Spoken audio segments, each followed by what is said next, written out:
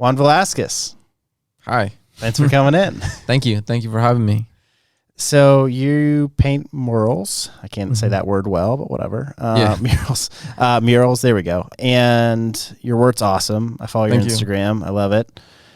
How did you get into it? I would say that it was more of a response to adapting to to the pandemic. I wanted to be an artist, and I still want to be an artist, or I'm trying to be a great artist, and I primarily used oil paint on canvas as a medium. But during the pandemic, most of the art shows shut down, and there was really not a lot of places that you can make money with art. A lot of the art shows and events, the big festivals, the art festivals in downtown, they all got canceled. So there was really nothing that you can actually do with art.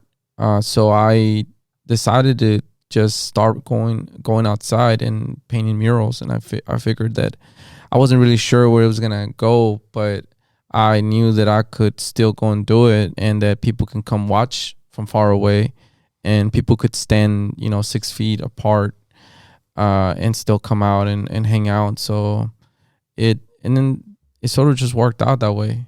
It's just as a response. So you started as a canvas artist. Correct. Okay. And then tell me how you got into that. Well, I learned art in high school.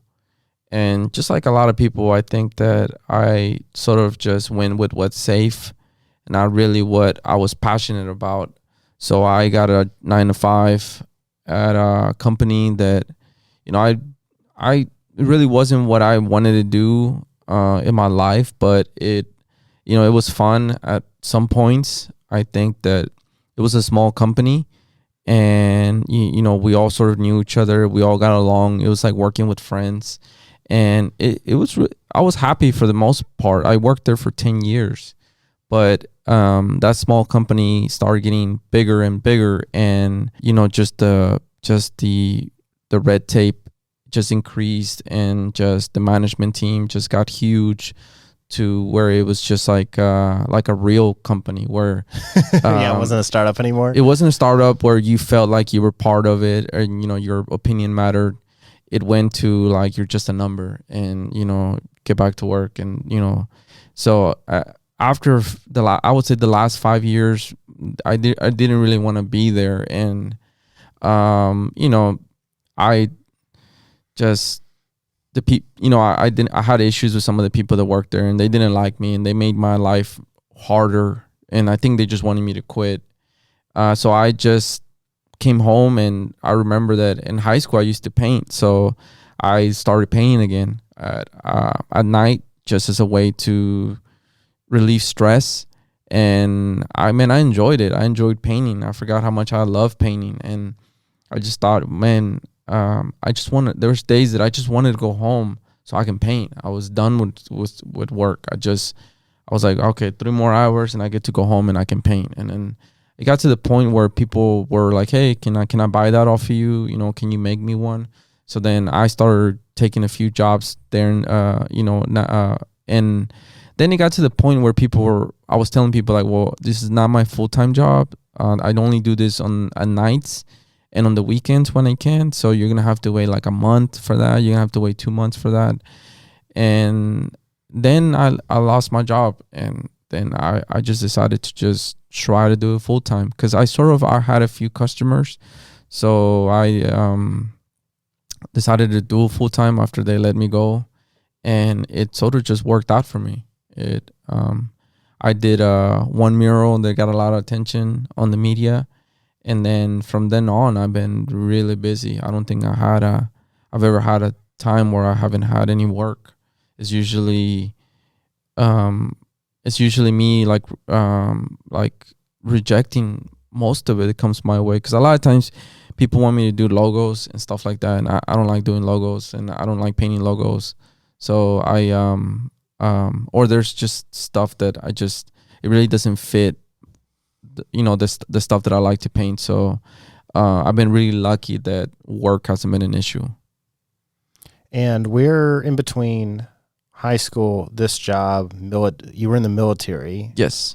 Where did military come into play into that picture? Well, I think at the last 5 years that I was in that job, I was trying to find something to do. I wanted to do something different. I knew I was so unhappy working there, mainly because of the people. You know, it's just they. It was just one of those companies that thrive on stress. Like they stressed out their employees to get the most. Turn that mic one a little bit. To get the most out of them, you know. So it's just a really stressful work environment.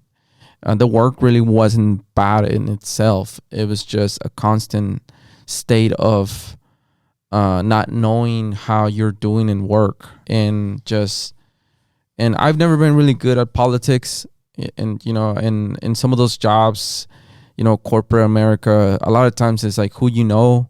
That if you are nice to the right people, then you get moved up. And I was never really good at that. I always just did my job, and I just figured that if I do a good job, then work, I would just get good things. Good things will happen to me because I'm doing my job right. But in reality, it's a lot of it is just the relationships that you make with people. And I was in that state of mind where I just wasn't happy. I didn't feel like my work was being appreciated, and they questioned my my work ethic, and and I think it's funny because now that people can really see what I do, I have people always compliment me on my work ethic. They say that I'm one of the hardest working artists in the DFW because I work so much. And I've always been that way. So to be, I've always been this just working hard person. So, for people to question, at that time that I just wasn't doing my job, that's why I really didn't like that job. So I just was trying to find something to do, and I always wanted to be part of the military. And I wasn't born in the United States. I had just applied to become a citizen, and they had accepted my application. And after becoming a citizen, I just felt like it was, or having my application approved, you still have to wait, a certain amount of time to process everything and do everything. I just felt like it was something that I could give back to the community, to do something for the United States instead of just taking things, it's like, how can I make my community better? How can I help the United States? How can I, show appreciation for, all the opportunities that I've received? Because definitely there's a lot of people that come here that, wouldn't be able to do what they're doing, and, from the places they come. And I'm not exactly sure I would be doing this if I would have stayed in Mexico. And I actually left Mexico really young. I was in first grade, so I don't really remember. But it's a really long process to become a citizen. So it just so happened to that I hire a lawyer and get all the process going around when I was 25, because a lot of it is money. So I could have probably done it sooner, but it costs a lot of money to do it. So I ended up doing it, and then I wanted to be in the Army. I wanted to, show up, my love for this nation, which I love very much.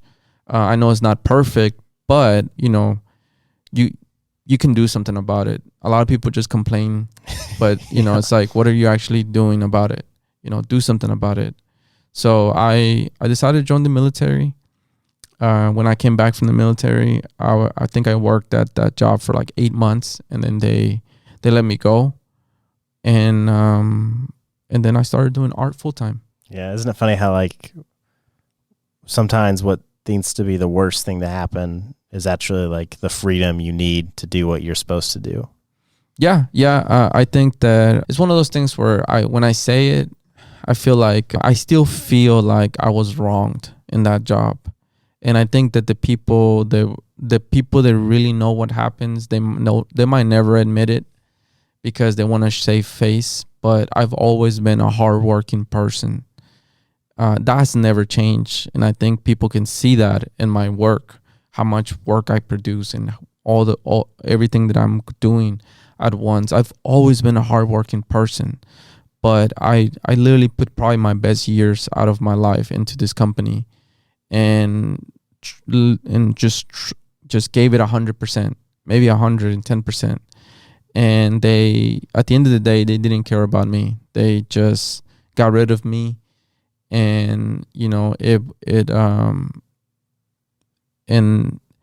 but at the end, but it was for the best. Like I wouldn't be doing what I'm doing. So it led you to like control your own life now. Yeah, and I've heard that from different people. You should have before. worked not as hard, so they would have fired you sooner. That's the issue. You should have been lazy, so you got out of there like a couple years earlier and could have been in art earlier. Yeah. I think that you worked too hard. That's the problem. It's never been me to not give it 100%. Everything that I do, I just obsess about it. Doesn't matter what it is. Like, I know that could be there's people that have obsessive personalities, and they usually use it for the wrong thing, and they end up being addicted to drugs or I think drinking. those are just the only people we hear about. Yeah, but you can. I say that because I want people to know that if you have an obsessive personality and you're aware of it, you can steer it to use that in your benefit and be obsessive about being successful, and just get obsessive about doing anything. I use that personality. Like I did canvas painting, and I did graffiti for like 10 years illegally. When I was younger, I stopped. When I had my daughter, I just didn't want to go to jail. It's a felony, and you can go to jail for a long time. I know it seems silly, like you're just painting a wall, but you can go to jail for a long time. And I stopped doing graffiti, but I stayed connected with a lot of the people that were in that group. And after I started doing art again, I had a friend of mine that he invited me to an art festival. It's a graffiti festival, and they're like, a bunch of graffiti artists are going to show up, and they're going to paint. We're going to paint all together. You should come paint with us. And I'm like, man, I haven't spray painted in like 5 years. I don't. He's like, okay, just go. And I ended up going, and I ended up painting a character of Rick and Morty on the wall, and everybody was like, man, that's really dope. How long you been painting? I'm like, well, this is the first time I painted in like 5 years. And they're like, oh, wow, like that's crazy. And I was like, yeah. And then I saw some of the other artists, and they were there, and they were painting really realistic images with spray paint, and I've never actually seen anybody do that. And I looked at it and I said, I could do that. And I had one guy that was like standing next to me, and he like laughed, and he was like, you're not gonna be able to do that. He's like, those people have been doing that for their entire lives, and it's like it takes like a lifetime to be able to do that. Like, you're not gonna be able to do that. And I told him, like, I'm gonna do that. Like, watch me. Like, I'm gonna do that. And that was probably a year ago, like maybe a year and a half ago.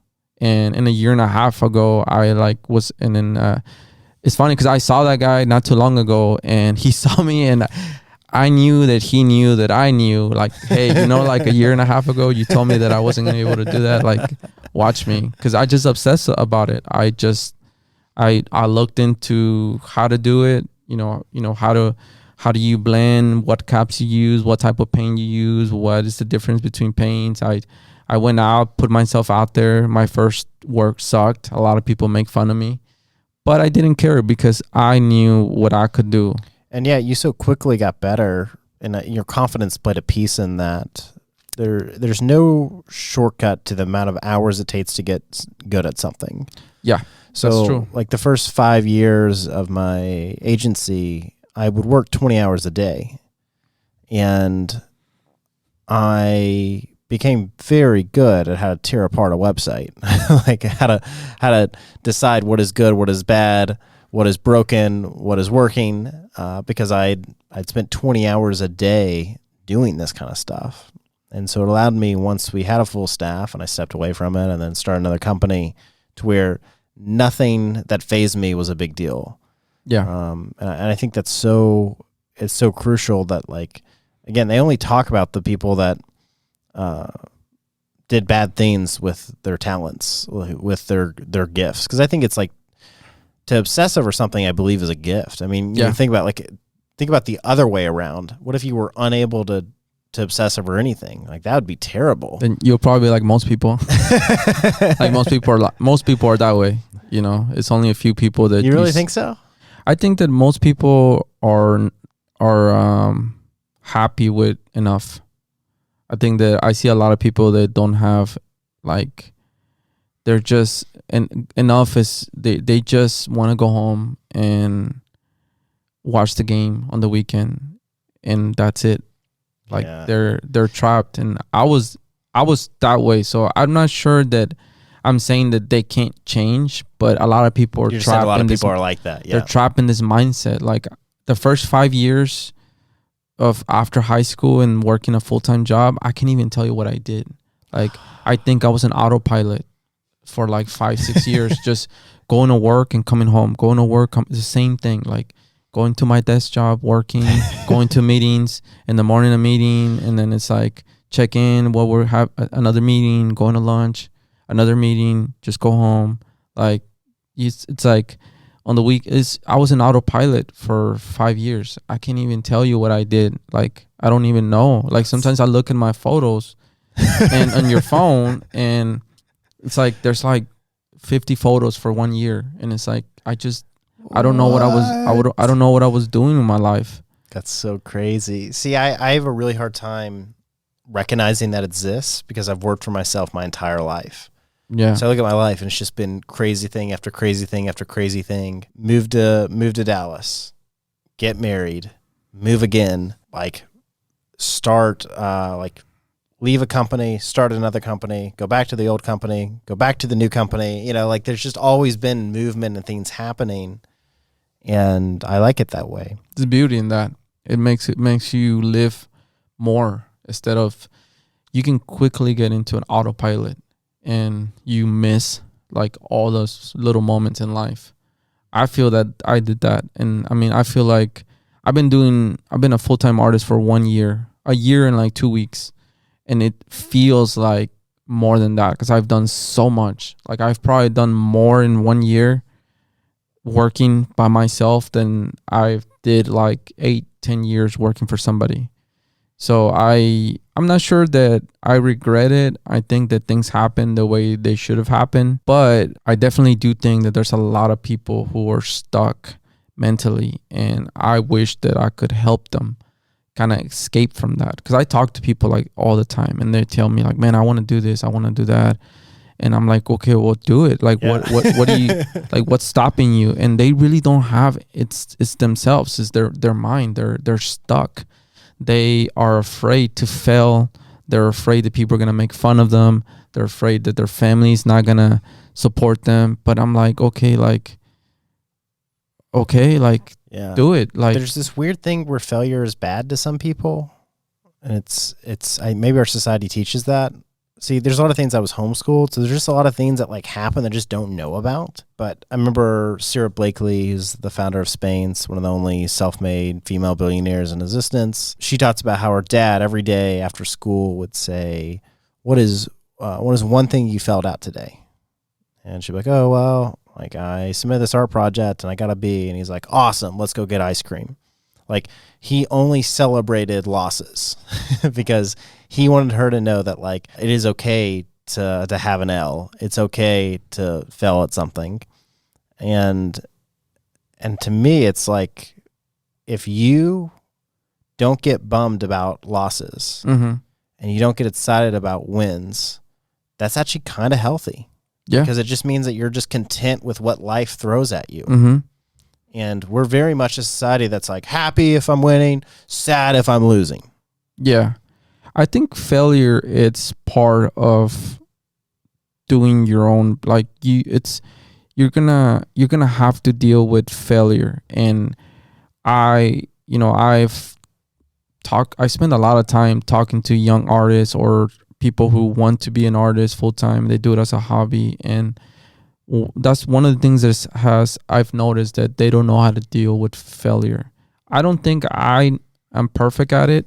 You know, I I sometimes share, failures, and people tell me like, well, you should really stop, putting this stuff out, and, just you shouldn't talk about it. And my response to them is, look, I decided from the beginning that I wanted to share what it really is like to be a full-time artist. That's the good and the bad. I can't just share the good, and people. And that's why people want to hire you.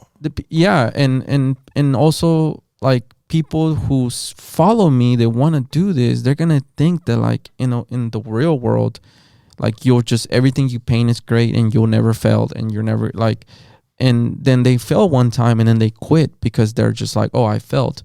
So I tell people all the time when they tell me like, oh, I want to make it like you, I want to be great like you. I tell them like, look, I failed a lot of times. A lot of times my work was rejected. A lot of times people don't like me, and I'm still here, and it's okay. Like, it's okay to fail, because people just have this just negative, just opinion of failing. But the way I see it is like, what happened and what can I do to prevent it from happening again, and stop like blaming other people. I know it's other people's fault, but there's things you can do to control it. Do you think the military taught you that, to take responsibility? No, I think that it's just something. After I started doing art full time, I've always known that I don't know everything, and I've always accepted advice from other people who know more than me. So I started doing a lot of research and listening to a lot of successful people that were speaking on how to, how to run your own company, how to be successful, how to change your mentality from, being like a 9-to-5, employee to running your own thing. And one of the things that stuck with me is that successful people usually, don't put blame on other people. They take responsibility for what's happened, and they take control of it, because you can't control other people. You can only control what happens to you. So when I started doing art full time, I had one guy that didn't pay me. And, this is, looking back at it, I'm like, okay, like, I see why. Like, I didn't used to do invoices, so he didn't pay me. There was nothing in paper that he owed me money. So instead of saying like, okay, he robbed me, he did, and just putting the blame all on him, I decided, well, what can I do to make sure that doesn't happen again? So now I do invoices, and I put an entire agreement on paper, and it's just not blaming other people. Like, yeah, other people make things, and you can't control that, but you can only control what happens to you. So I tend to just say to myself, okay, this happened. What could I've done? Because I can't change what other people do, but what could I've done differently, and what am I gonna do differently? And then I implement that, and then I move on with my life. And I think to myself, well, that was a $500 lesson, but I learned something from it. If I didn't learn anything from it, then maybe it was a total waste. But if I learned something and I became a better person, then maybe $500 is good for me to become a better person. And then you get like a $5,000-$10,000 project. And you're like, okay, this is dumb in the first place. Yeah, and that happened. That actually happened. I was thinking like, okay, I'm gonna invest my time to get, to get this person back. But then I decided to just let it go. I said, look, karma's real. What goes around comes around. And then the next 2 days, I got like a $35,000, like, like 3 jobs, and altogether it was like 35 grand. Nice. Yeah. Who were some of the people you were following that helped you change that mindset? Man, that's a good one. Well, I've gotten advice from a friend of mine, Vega, Lorenzo. He is like it's hard to really describe what he does. He's like a little bit in everywhere. He's into music. He did music. He is a promoter. He's like, he has a podcast show. He's like he's into everything. And I knew about him from just social media, but I got to meet him after I started doing art full time. And He's we've sat down and had lunch a few times, and sometimes I talk to him on the phone, and he's giving me a lot of advice on what to do and what not to do, and he doesn't have to. He chooses to share his knowledge, and I hope that I can do that too. You gotta pass it along. You gotta help others. He's a good influence. He's been a good influence in my career, and just other people like my high school art teacher, who I actually got to meet up with him for lunch about a month ago, and I had not seen him in like 10 years or 12 years. And he found me in an article. This magazine wrote an article about me and had my contact information, so he was able to find me. And he's the one who taught me art. I was in trouble.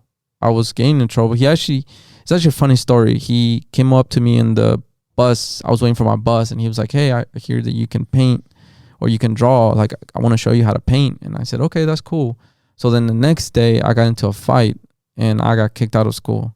And then I got sent to alternative school. So then I was in the alternative school for a few, I think like 2 months. And then I came back, and he was like, "Hey, like, don't get in trouble again. I want to teach you how to paint."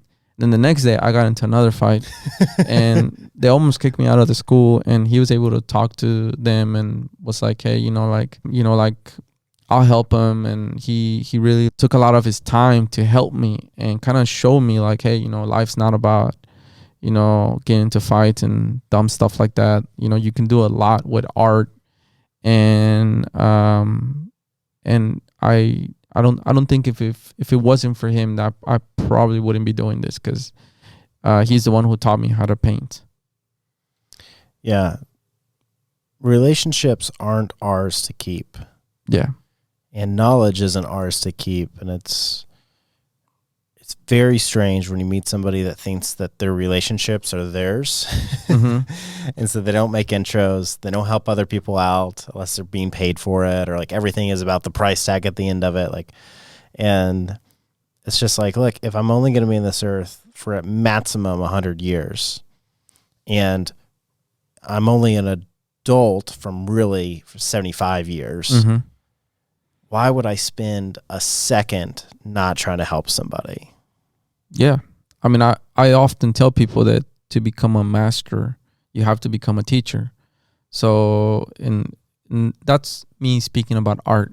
There's other things that are probably different, but when it comes to art, if you want to be great at it, you have to teach. You have to show people. When I started my Instagram less than 3 years ago, I had, I don't know how many followers I had. I probably had like 10, 20 followers, and I reached out to a lot of artists, and I was like, oh, wow, like, I haven't done art in like 6 years, but I'm trying to get back into it. Like, where did you get that brush? What kind of brush is that? And people just ignore you. They just don't care about you. They don't care about you. They're just like, I'm not going to help you. I'm not going to help you. That's what I'm doing. How can you're my competition. Why would I help you? Yeah. So I decided that it didn't matter how big I would get, that if people ask me for help, I would help them. So still to this day, like, I'll take, 2 hours of my time to make a video for somebody and send it to them, and nobody sees it, but I'm helping this person. They're like, "Hey, how do you, where do you get this from? How do you do this?" "Well, I'll show you." And they're like, "Wow, like, it's crazy that you're showing me how to do this."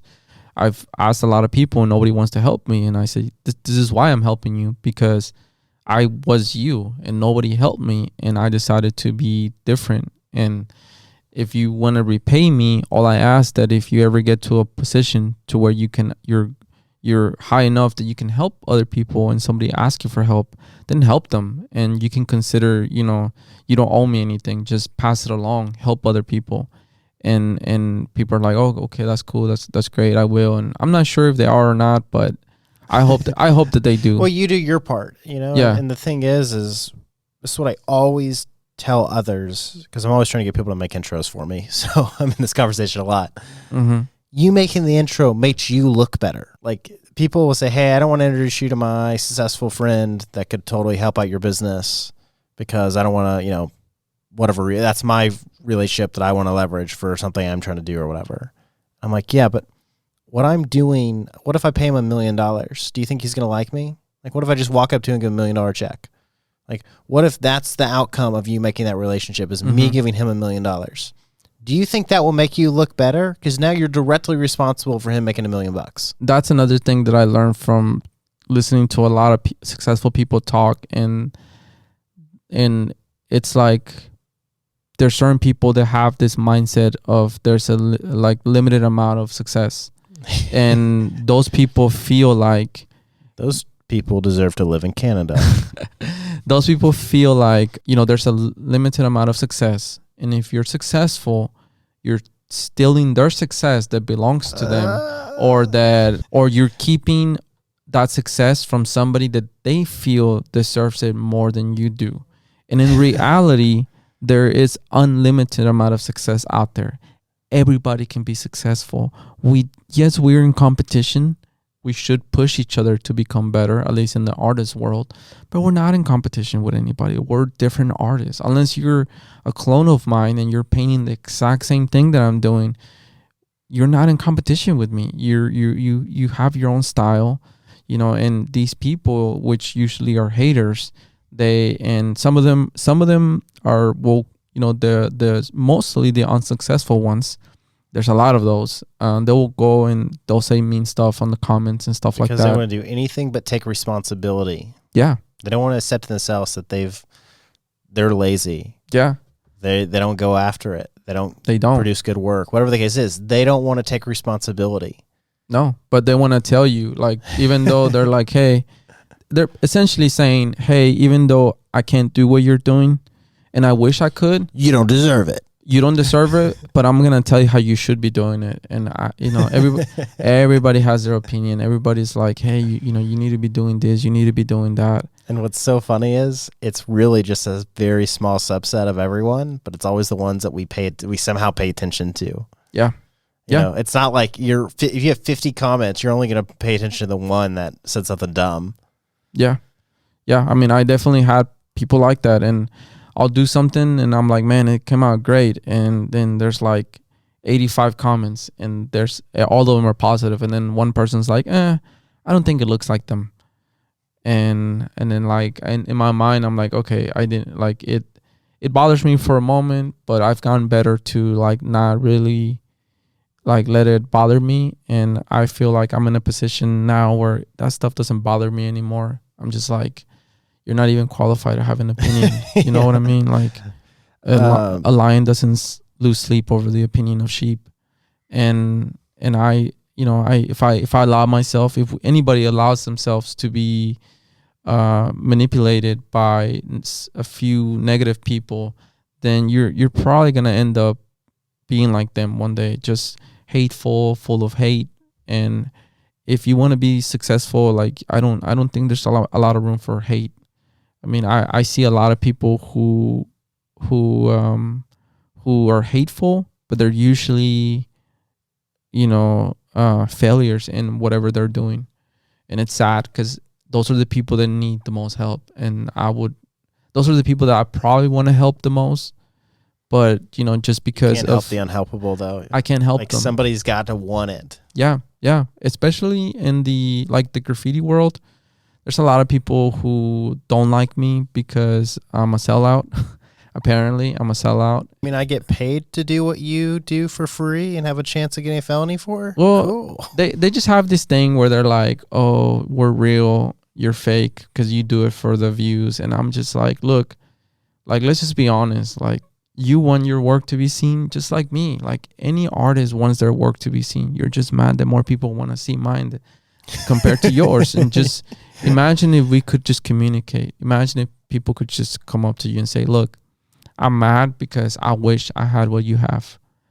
And in that world, I might be able to say, hey, well, let me show you how I'm doing what I'm doing. Because I probably would if let me show you what I'm doing. And maybe you could do what I'm doing. And maybe you wouldn't be mad that you don't have what I have. Yeah. But just being mad and being hateful, it's not going to do anything. You're still going to. But see, they don't want to accept the truth about themselves. That's the issue. Yeah. I mean, most people that hate you want to be you. Like for me to become an expert at the things I do, I first had to accept when I sucked at them. I first had to accept when I wasn't any good at them. Yeah. And what a lot of people do is they suck at something and they go, I'm really good. Yeah. And then they wear that. And then when they're failing, it's, oh, no way is it my fault that I'm failing. There's no way. It's your fault that I'm failing because there's limited, they tell those stories when it's really just this all like anything you're pointing out, point it back at yourself and you'll get some fun places. Yeah. I think just I don't know what it is, but I've encountered that on a few people sometimes where they're just not able to listen to advice and they just think that, whatever they're doing is right and the whole world is wrong. And that's something that, I don't feel like everything that I do is correct. I don't feel like, I'm perfect. I make mistakes just like everybody else. And I listen to advice. So if somebody tells me something, I listen to it, but it depends who it is. Obviously I'm not going to take advice from somebody who's like, it's like, if you're not even successful, how can you come tell me, how can you come tell me like, hey, you should be doing this? I'm like, okay, well, if it's that easy, like, why aren't you doing it? Like if it's that easy to be successful, why can't you do it? And also, if I didn't ask you, you don't need to tell me. That's what I always do with people. Hey, if I didn't ask a question, I don't need you to tell me the answer. Yeah. Yeah. Where did you start painting? I went to your Instagram and I saw like you do these balloon paintings where it looks like a balloon. Oh yeah. Yeah. Where is that like an original idea? Is that something that like is unique to your brand? I think it looks so cool. I'm not sure. There's probably other people that they've done that. I think that, and that's something that I should tell a lot of people when they're like, man, I'm trying to make my own style. I'm trying to do this. I'm trying to do that. And I'm just like, look, just paint what you want to paint. Because in reality, there's nothing that no one has done. Like, absolutely nothing's original. There's nothing original. Even Bob Ross. Bob Ross, he was not, like, he stole that idea. Whatever he does, he stole that idea from his teacher. There was a guy who, and this is actually a sad story because, so he wasn't really purposely trying to steal his idea, but I mean, anybody can do it. Like nobody, I don't like it when people are like, oh, nobody else can do this. This is mine. Like, hey, like, art is meant to be shared. Like, so Bob Ross had this teacher who taught him how to do, like wet on wet painting. And he even had his TV show too. So then Bob Ross did his own TV show and he got more famous than the teacher. And later on, the teacher ended up hating him and like said a bunch of negative stuff about him. Bob Ross was like, he didn't really care, which speaks highly of him because the guy was saying it's Bob Ross. Has he ever been mad before? Well, actually, Bob Ross was a drill instructor in the military. Yeah. Not a lot of people know that, but he was in the Air Force and he was like the equivalent of a drill sergeant. So he was like the guy that yelled at you. In I the knew he was in the Air Force. I didn't know he was that. I have a magazine on him. Yeah, he was I think he was like a first sergeant. He was a first sergeant, I think. He was an instructor and he said that he didn't like yelling at people. And the first time he said that as soon as I can make a living doing art full time, then I'm gonna stop doing that and I won't yell at anybody again.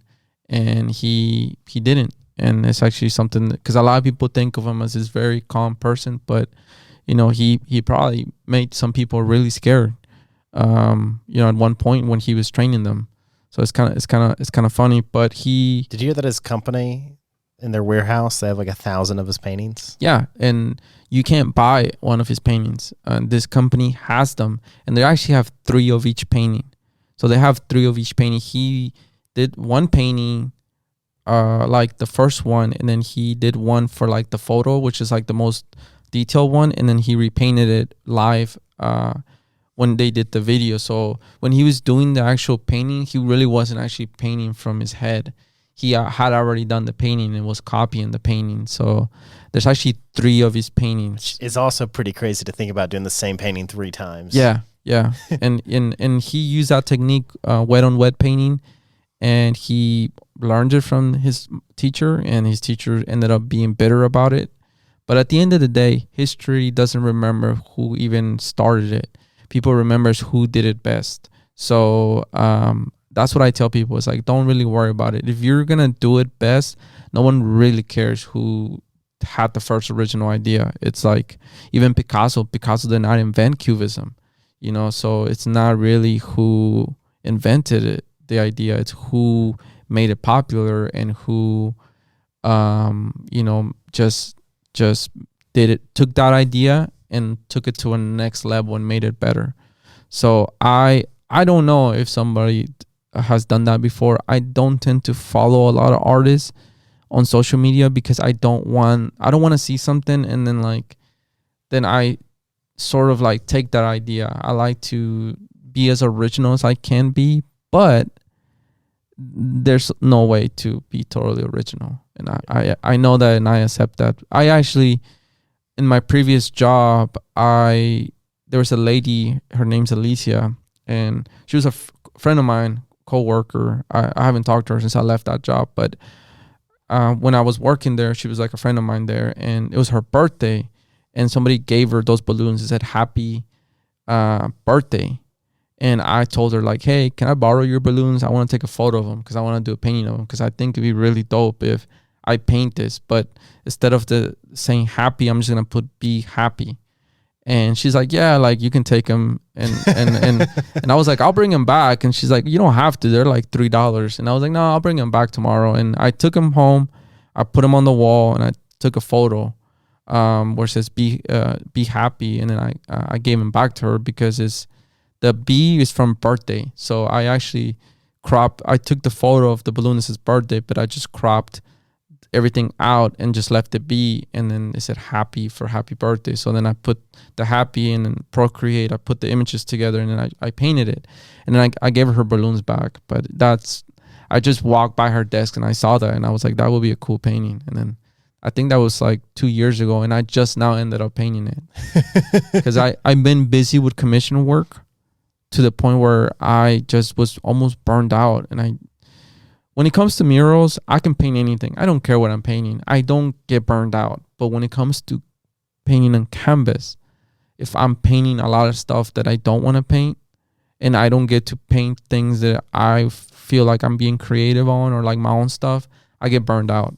And I got to that point. I was like, look, I'm going to stop taking commissions and I'm going to do a few paintings that I want to do. And that was one of the first ones. So, I was 2 years late, but I ended up making the painting, and I was happy that I was able to do something creative that really wasn't for the money. It was just something I want to paint, because that was not a commission. It's just, I just painted it. Oh, that's cool. There was this in Belmead, which is this little town in Nashville, essentially. It's like the 1% of the 1% live there. And there was this crazy modern home, had this white brick that they would probably 20 feet by 10 feet. And they would change it every 2 months. There'd be a new mural on it. And it was pretty crazy.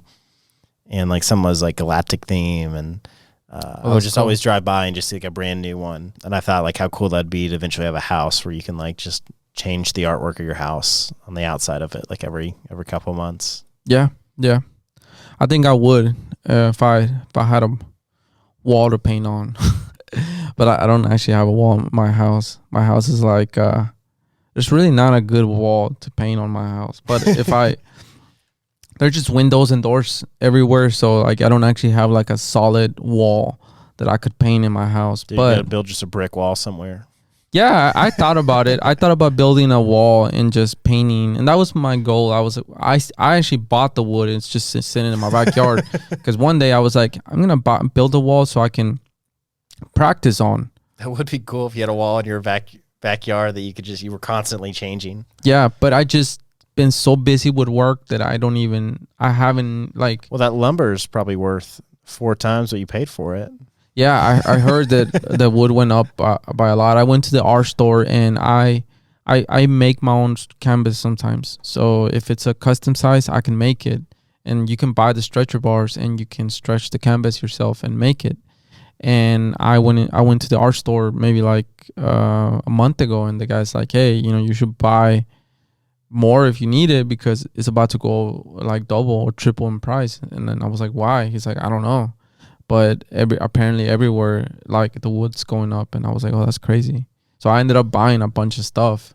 So I haven't gone back now to buy after the price has gone up. So I'm not sure how much they did go up, but I don't know why. Do you know why they went up? Yeah, it's inflation. So when we print, well, there's several things. So one is supply chain. So COVID messed up supply chain of getting wood.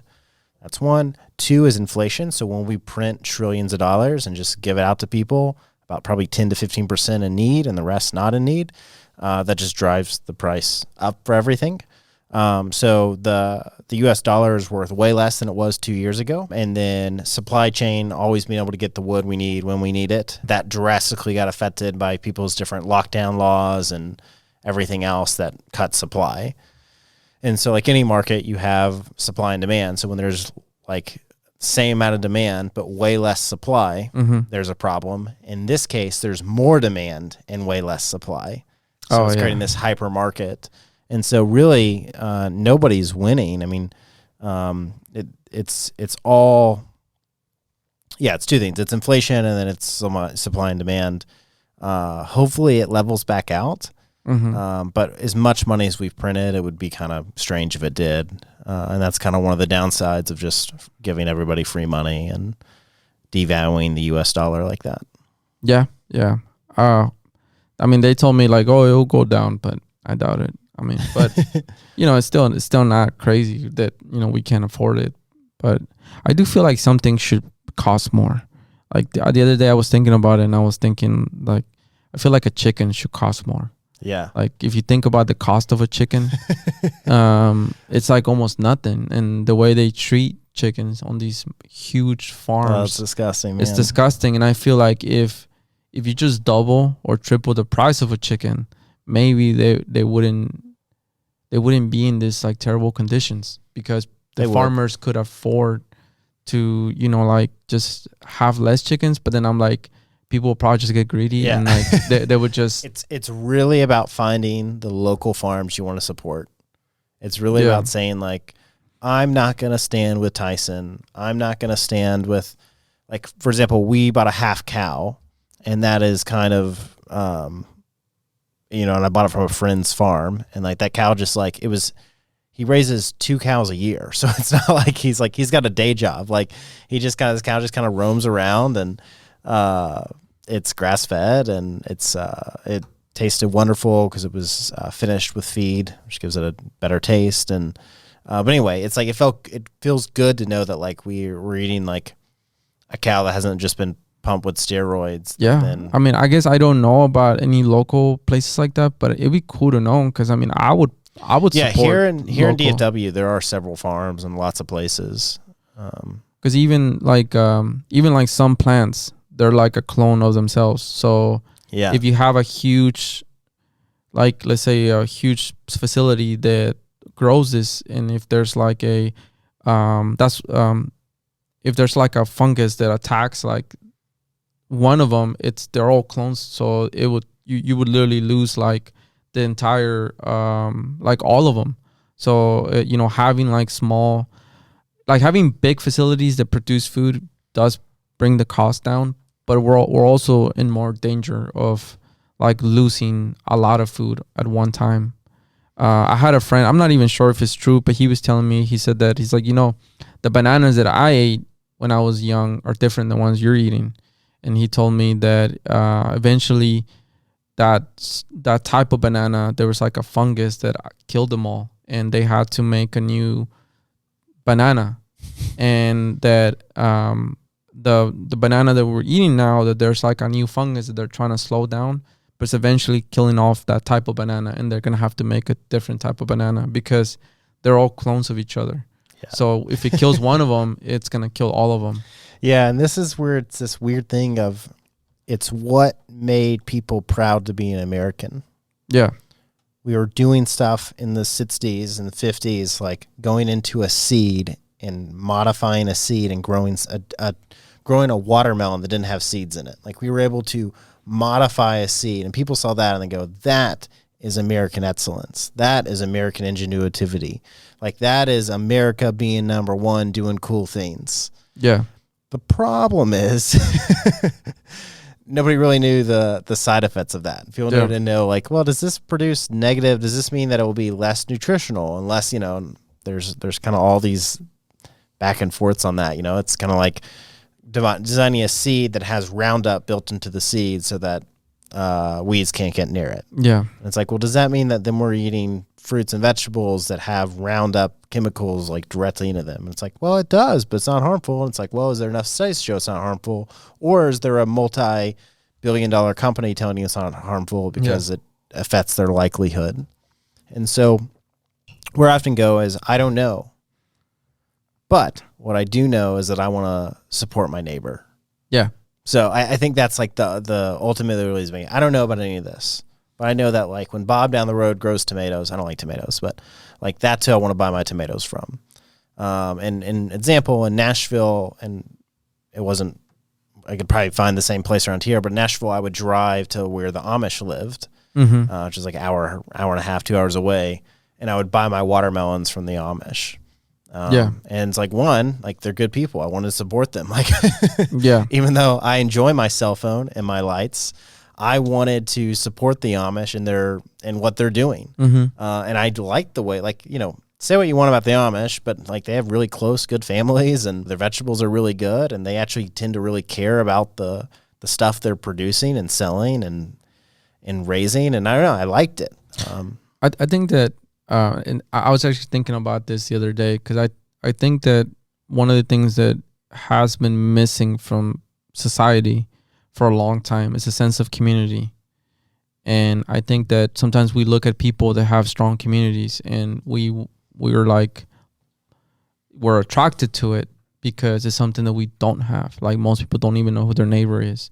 Like, most people don't even talk to their neighbor. It's like, and I think like, I really went in deep in thinking about this because I was like, there's a reason why people like this, like some of these shows like The Walking Dead and stuff like that, because they're basically shows of like going back to this like community, like where everybody depends on everybody. And it's like, we're there to help everybody. And it's something that we don't have anymore.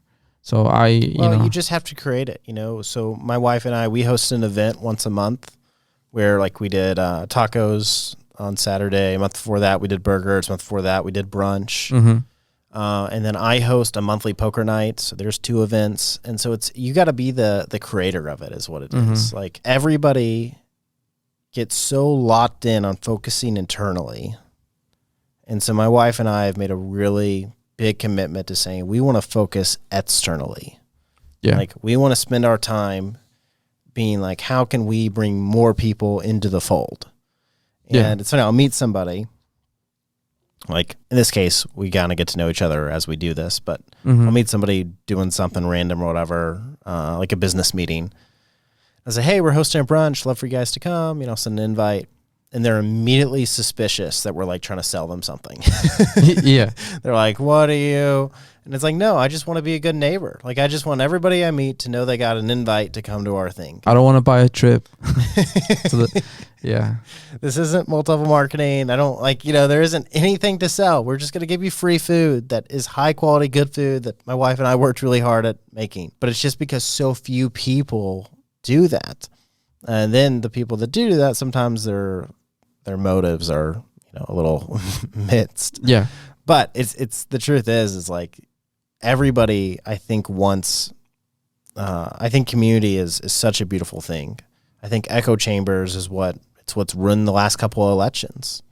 Yeah. It's these elections where people have been just stuck in their echo chambers of, the amount of people that believe things about Trump that are 100% not true because everybody they know believes that. Yeah. And the same thing about people that believe things about Biden that are 100% not true because everybody they know believes that. Yeah. And it's echo chambers, and it's a very scary thing. And so my thing, instead of focusing on the fear of that, I think, well, what can I do? I can just bring people together and give them a good meal and love my neighbor well. And I think that's always an excellent thing. Yeah. I think when people were asking me about, why did it work out for me doing murals, and I think that it sort of ties to what we were talking about, which is community. I think when I started doing murals, we were in the middle of a pandemic, and people had been like isolated from other people for weeks. And, people just wanted to feel like they wanted to be part of something. So then I was like, hey, I'm going to paint this mural. You guys can show up. You guys can stand 6 feet apart. You guys can stand, far away, just watch me do it. And then people would just show up with chairs, and they would just sit there, and then they would start talking to other people. And then next thing you know, there was like groups of people, they were keeping their distance, but they were talking to each other. And they're like, even if they didn't keep their distance, it doesn't matter if they're outside. Yeah. Yeah. But you know how a lot of people that showed up, they're like me, like I had already had COVID at that time. I had already had COVID, and I was like, but like just like everything, it's like people just try to respect other people. But for me, like a lot of people were like, oh, like I'm gonna stand over here. I was like, I don't care. I already had COVID. Yeah. It's like everybody in my family had COVID by then. My brother, my sister-in-law, my wife, my mom, my dad, me, pretty much everybody in my family had COVID by then. So we really weren't concerned about it anymore. I mean, obviously when we first got it, I probably got it before they even gave the order to like shelters at place to stay at your house. And so I was hearing so many crazy stuff about it that I was like, oh my God, like I'm going to die. This and that. This is it. But I actually got more sick with the flu. I had the flu like 3 months before I got COVID, and the flu almost killed me. Like I think like my fever went up to like 105.5. Oh my goodness. Like, yeah, I like, and I had a fever for like a week straight, and I was like on like, I was not able to get out of bed for like 2 weeks. Like the flu almost killed me. Yeah. But COVID, I had like, I had a minor, like I think I had a fever for a day, and it was like 101 for one day. And, I know it attach your lungs. It's different for people. So I'm not saying that that's how it is for everybody, but that's how it was for me. I was more scared of COVID, but I probably should have been more scared of the flu, because that was like after I had the flu, it took me a while to be able to recover. Like I don't know, like I was on the phone with a friend of mine who is a nurse, and I was like, hey, like I have like 105.5. They're like, you need to go to they're like, you're like, you need an IV. Like you can probably have a seizure right now. Like you need to go to the emergency room. And I was like, oh, I thought I was fine until I got to like 107. They're like, no, like at 107, you're like dead. Yeah. And I didn't know, but I think anything over 103 is emergency room to get an IV. I see it. I didn't know that. That's crazy. Yeah. I don't know. For me, a cold is way worse than COVID, but I don't have diabetes. I'm not fat. I'm under the age of 65. So those are all things that are I have no pre-existing conditions. Those are all things that make it. And the only reason is that I hate to blow my nose. And so when you have a cold, you got to blow your nose like every 10 seconds, and I just hate it. With COVID, there's a lot of weird things. I lost my sense of taste for 3 weeks, my sense of smell for 5 weeks, but I didn't have to blow my nose but like once a day. So I was happy about that. Yeah. I mean, it's different for everybody, but yeah, I remember that. But yeah, a lot of people showed up, and they were talking to people, and there were people that would have never probably met from different communities. They're like, yeah, I saw this on social media, I wanted to come. And I turn around, and as I'm painting, I'm in my own world, listening to music, but I turn around and I see maybe like 100, 200 people, and they're just talking to each other, and it's probably the first time that they've talked to somebody. Yeah, it's so wonderful. From being outside of and those are the moments that I think I remember the best. And there's a few times where even people, I was doing a mural, and some guy showed up in his with a grill, and he just started making hot dogs, and he was like, and then he was just giving away the hot dogs, and I look back, and there's all these people just sitting down watching me paint. They're all talking to each other, they're all eating together, and it's strangers, and everybody, it's like their art just brought them together out of nowhere. We disagree sometimes on politics and stuff like that, and sometimes we make ourselves believe that the things that make us different, they're so big, but in reality we're all the same. We're all Americans. We're all here. We can all just have a conversation, even if it's just about art. That's why I don't particularly watch sports that much, but I like sports because I feel like they bring people together. Yeah. You're not there like, oh, like, who did you vote for? You're just like, I mean, they're trying to, it's like, it's, I explain this to everybody, is that the media does not have your best interest in mind. They have ratings in mind. Yeah. And so that's why they've introduced politics into everything, including sports, because it's any opportunity to divide, because that is the goal.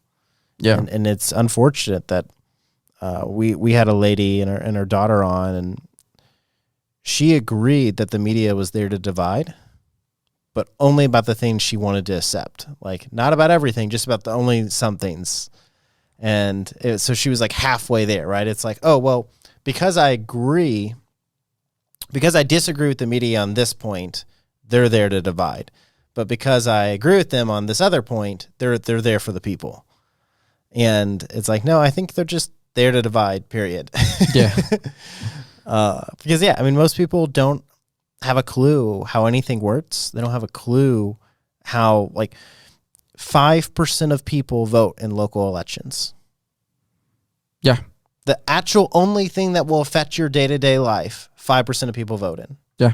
I talk to people all the time about local elections, because every time somebody's going off on like national politics, I'm like, look, if you really care about voting and making a change, you need to get involved in local elections, because that's really what's gonna that affects your local school system. Yeah. These things that actually matter. But they don't want to. All they want to do is just complain. Yeah. And I've gotten involved in local elections.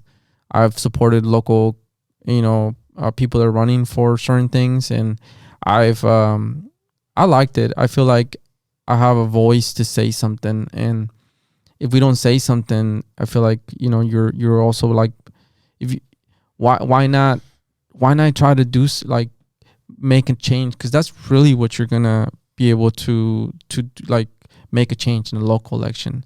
It's like sometimes it's like the war on drugs. Like it's like it's such a big thing that you're not really gonna make a change on that. And the more money we spend on the war on drugs, the more drugs that come into our country. Yeah, like it's a terrible. If it's actual war on drugs, they're doing a terrible job at fighting it. Yeah. to the point that I actually consider or I'm considering running for city council in 2 years. So I'm actually I'm going to sell my house and move to a district that I could win in. And I'm considering running for city council in 2 years. Now, do you get to live in that district for a certain amount of time? I'm not sure. I am talking to some people that help run some elections for some other local elected officials, but I'm still thinking about it. I feel like I want to do it because I want to help my community. I've always been even when doing art and doing murals, it's always been towards like helping my community. A lot of things that I do, like even if it's just painting art, something artistic, I try to do it in an area where I feel like the city has neglected to spend money on it to make it look better. So, I can't make the city fix the streets, but maybe I can paint something on one of their walls and make it look nicer, because a lot of those people already like, it's kind of like getting a haircut. It's still you, but when you get a haircut, you just feel better about yourself. So if your neighborhood just looks terrible, you're not going to really care about it. But if you see that somebody's putting money in it, somebody's helping you, sometimes, not always, but sometimes people do take ownership of it, and they feel better and they feel like their value. Sometimes, not always. And again, you can't base all your decisions off the negative people, but I have seen positive results when I paint something in a neighborhood and people are like, man, I drive by there all the time, and it's cool and this and that, because there are areas there, there's full of murals in those areas, and usually the areas where there's a lot of money there. Yeah. The houses are like $500,000 houses and stuff like that. So when you go to other areas that don't have any artwork, there's holes in the street, they don't have sidewalks, they don't have a lot of this stuff. I try to put some artwork in those areas. So just being in the city council would be another way that I could do something. But I have been advised from different people. They're like, it might just make you bitter, because they're like, yeah. So I know some people, and they say the problem is you stand there and you think that everything I'm doing just gets shot down, or everything I'm doing just hits a roadblock, or I finally get something through and it has no impact. I've always found that you can make more difference as a private citizen being a capitalist than you can being a politician. Little tip, don't sell your house. Just rent it out and then buy another. Yeah, that's what my brother told me. I actually, so I bought like my first house when I was like 19 years old. Dang. I was 19 years old and I bought my first house, and I bought I did research. I was trying to do whatever the best I could. I bought one of the smallest houses in the neighborhood. So it was like one of the cheapest houses between the price range in the neighborhood. It was in the lowest end. Yeah, because then you rise everybody else's Yes. rise. So, and then I bought a house that, sorry. I bought a house that was like run down. So I ended up fixing it when I was living there. And I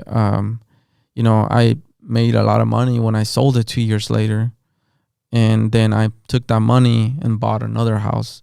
And, that house now, it's just the price on it has gone up crazy. So I have this house, and, my plan was always to like sell that house and then buy the house that I really want, but right now just the market is so crazy that, my brother did tell me that he was like, you should probably just rent your house, because he actually lives across the street from me.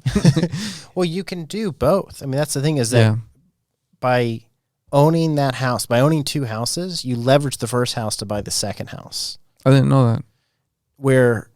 So essentially it's deciding what you want to leverage. So one thing is you can sell your house and then take that bout of cash and put in the new one, and then you're leveraging your cash to buy the second one. Mm-hmm. But what you can do is leverage the asset to buy the second one. Yeah, because the asset's a hard asset, so it qualifies itself. Yeah, I didn't know. Yeah, and then if you needed more cash for your down payment on the one you wanted, you could refinance if you haven't done that yet. And so, what's your interest rate? See, I looked to refinance the house, but I think my interest rate when I bought the house was like 3%. Okay, that's really good. It was like 3%, and they were like, yeah, you might not gain anything. Yeah, I mean, I know somebody just refinanced to a 15-year from 30 to 15, but it was 1.9%. So it actually made the change. Like, he was paying $100 more a month to pay it off in 15 years. Yeah. So there's still deals out there, but I always see people exit out of their real estate to get into a bigger house. And it's like, you don't have to exit to do that. Sometimes you have to be more patient, or you have to find the right banker, or whatever the case is, but let somebody else pay this mortgage, because then you have this huge opportunity where eventually you own 2 paid off homes. Or if you do it again, you own 3 paid off homes. Yeah. You own 3 homes that are paying for themselves, or have a bunch of equity in them. And then you can do cool stuff. Like if your kid wants to go to college and you didn't want to save money for that, or you don't want to spend cash on that, you can just leverage your house towards a line of credit and then pull from the line of credit to pay their tuition. Yeah. No, I'm still thinking about it, because I'm, looking back at it, I'm like, man, it's like... Think about if you still own the first one. Yeah. Yeah. Yeah. Yeah, that would... I don't know. I was 21. Yeah. Well, think about it this way. It appraises... You're able to take out 80% of what it appraises for. So I don't know what, like if you bought it for X amount and then it appraised for way more because of all the work you did. So I bought it for like 160. Okay. And right now I think it's like 320. Yeah. It's like 320, but that's how much they're selling for that size. But it's like the market, you probably get 360, 370. But Everything's going up. But mine is like I put crazy amount of stuff in it, like to like it's the whole house is like it's run. It's like a smart house. Everything. It's like nice. Like the locks, the fans, the lights, the color in the lights, the garage door, the front door, like the entire there's a speaker system. Like the entire house is like control, and I always wanted that. I was like, I want a house that I could just say like, hey, do this, and it just does it for me. Yeah. You have smart blinds? I actually don't, and I've spent a lot of time trying to get that because I have plantation shutters. Okay. So I had them. Plantation shutters are expensive, so I put plantation shutters in the house, and there's actually not a single company that makes something that you can open or close a plantation shutter. So I even got to the point where I reached out to an engineer friend of mine, and I was like, hey, how much can you build me something that I can close and open the... Hey, that might be your niche. That might be your business. Well, there was a company who did a Kickstarter for that, and then they disappeared. They like raised all this money to do that, and then they disappeared. I've been screwed over only one time on Kickstarter. Yeah. And it was on something silly. It was, it was like a $10 thing that I backed. And I've bought so much stuff from Kickstarter. Now, a lot of stuff hasn't worked or is stupid or broken or whatever. Yeah. But I do love Kickstarter. I'm an early adopter. It's like who I am. I just love having the latest and greatest. Yeah. So what do you charge for a mural or a canvas? Like how do you do pricing? So right now I charge per square foot, but I used to charge almost nothing. And it's funny because a lot of people, after they saw me on the news or TV or, in a magazine or newspaper, they've messaged me back and they're like, okay, so that quote you gave me like 2 years ago, like, yeah, I'll take you up on it. Let's do it. And I'm like, yeah, I'm not going to do that for $300 anymore. If you want it, it's like $5,000, $10,000. Yeah. It's not $300 anymore. But I charge per square foot, and I reached out to a lot of artists, and I was like, how much do I charge? How much should I be charging? And everybody's like, nobody wants to help you. Nobody wants to tell you what they charge. Nobody wants to tell you how to figure it out. They're just like, oh, they're just, just charge what you think is right. Like whatever's in your heart, just charge that. And I'm like, okay, well, like, but how much do you charge? How much should I be charging?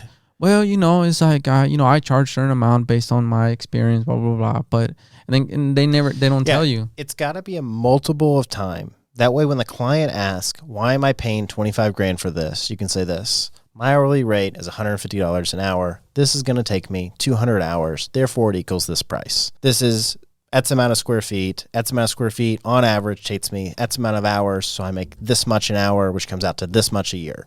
And so that's what I'm always trying to, it's so funny when people they're clearly just bullshitting around price. Mm-hmm. Like they're clearly, it's like, I'm always, anytime we meet with a client about anything, I'm just super transparent about pricing and how things work. Because it's like, I just want them to know that when you do business with us, we'll never lie to you.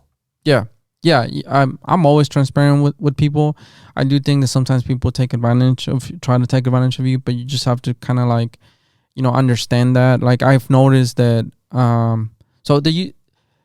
used to just show up to people and to their place, and I've noticed that whenever they want me there, they want to negotiate, right? So it's like, hey, this is the price per square foot.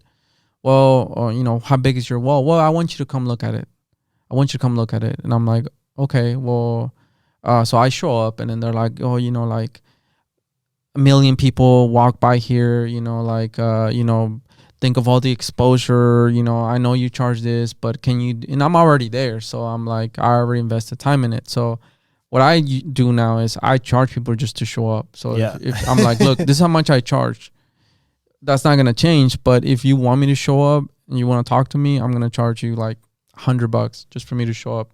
And it's not like, it's just for my time, you know, because here in DFW, everything's like an hour away. So, and let's say you're gonna meet somebody in the morning, you're not gonna meet them at 6 a.m. Most of the time it's gonna be like 10. So you have to leave your house at 9. And between 9 and 7, there's really nothing you can do because you're about to leave. So then you get there and it's like 10. So you're there for like an hour, let's say, talking to them about whatever.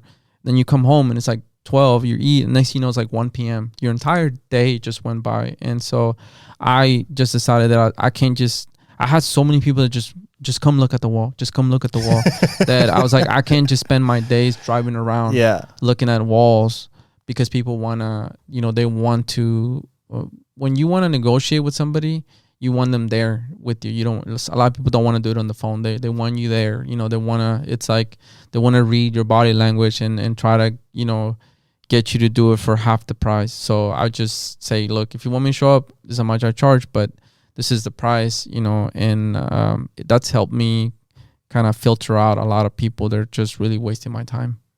Yeah. What I do is I allow like financing is how I fix that. So if somebody ever has a problem with a price, I go, well, you can just pay for it over the next couple of months. You can pay X amount a month for this many months. Mm-hmm. That way, I always try to show that I'm willing to compromise. But yeah, it's funny. There's some people that are natural like hustlers, and all they know how to do is ask for a discount, no matter what. And most time they never run companies bigger than 10 million a year, which is still a pretty decent company. But because they just can't break out of the mindset of just like, they're the type of person that every time you tell them the price, they go, that's too high. You could tell them it's free, and they go, that's too high. Because they've trained themselves to do that, to always negotiate the best deal. And guys that do that, nothing against it. I've been that guy. I know a lot of guys that do that. They're, again, making $1 million a year personal income. That's awesome. But guys that do that can never grow above a certain number, like in growth, because they're spending too much time negotiating everything. At one point, you just got to pay, this is the price, let's get things done. Yeah. Yeah, I get a lot of people that want to, they're like, oh, we have like $500. Can you do it for $500? And I'm just like, no. And it's like, well, it's just fast, something simple. Just do it fast, do it simple. And well, maybe Craigslist is a good place to try that. I'm like, look, with art, it's you get what you pay for. Like, you get what you pay for. Like, I've had people that, they pass on me, and then I see them, and then they hire somebody else to do it, and it looks like they paid them $500, and then it's like it's branding. It's like when you drive a nice car, why do you drive let's say a Mercedes? Like, why not just buy a Honda? If you pay, it's not, I mean, both cars can get you there, but you pay because it's like a branding. It's like you put value on something that it's more than above average. And a lot of times people just don't want to do that with art. They do that with everything else. Like, they're like, well, I have a iPhone. They also don't want to do that with websites, for the record. Yeah, websites or logos. They're like, how much for a logo? Oh, well, and most people charge like $2,000 to $6,000 per logo. Are you trying to paint it or to design their logo? Oh, okay. It's like $3,000. We charge $2,500 for my contents to my company for a logo.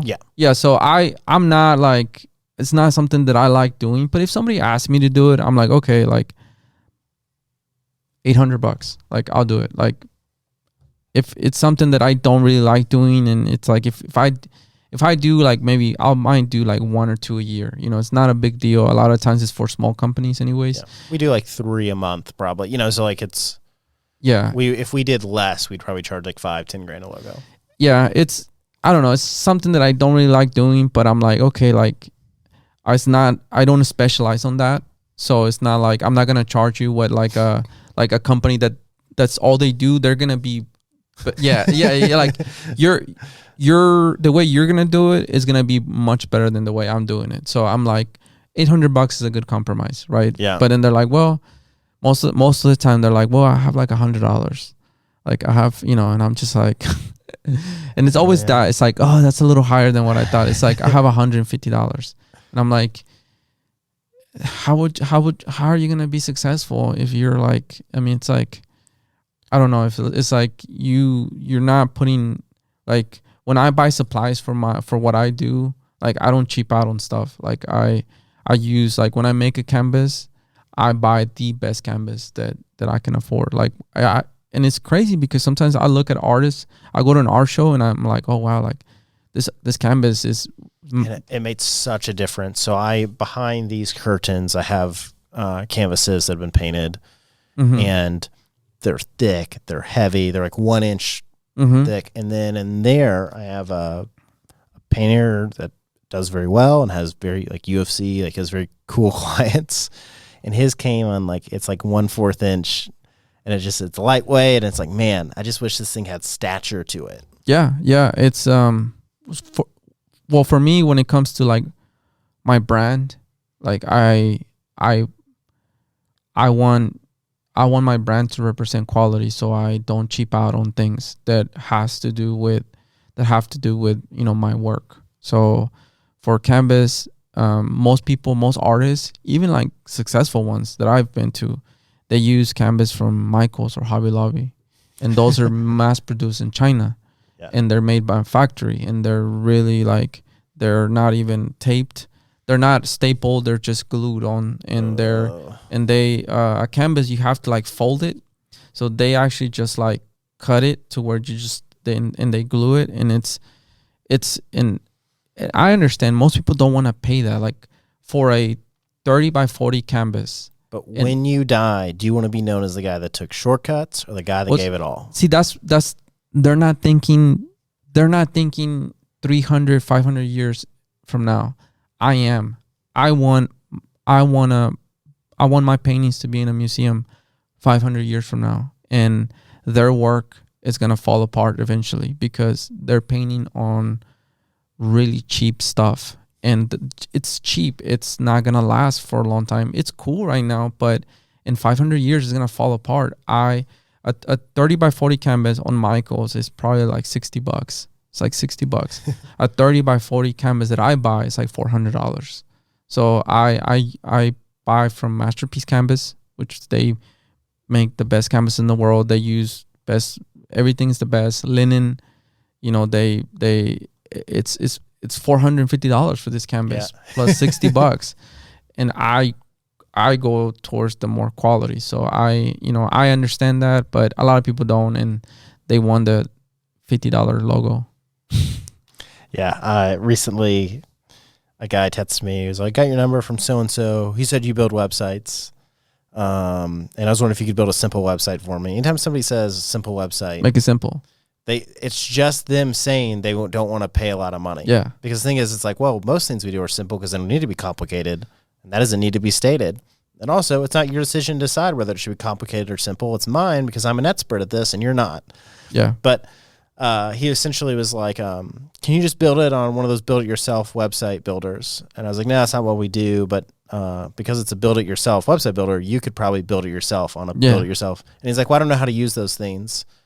And I was like, okay, well, I can throw together like an online business card for you. Like, it's going to have a logo and your number on it. Nothing else.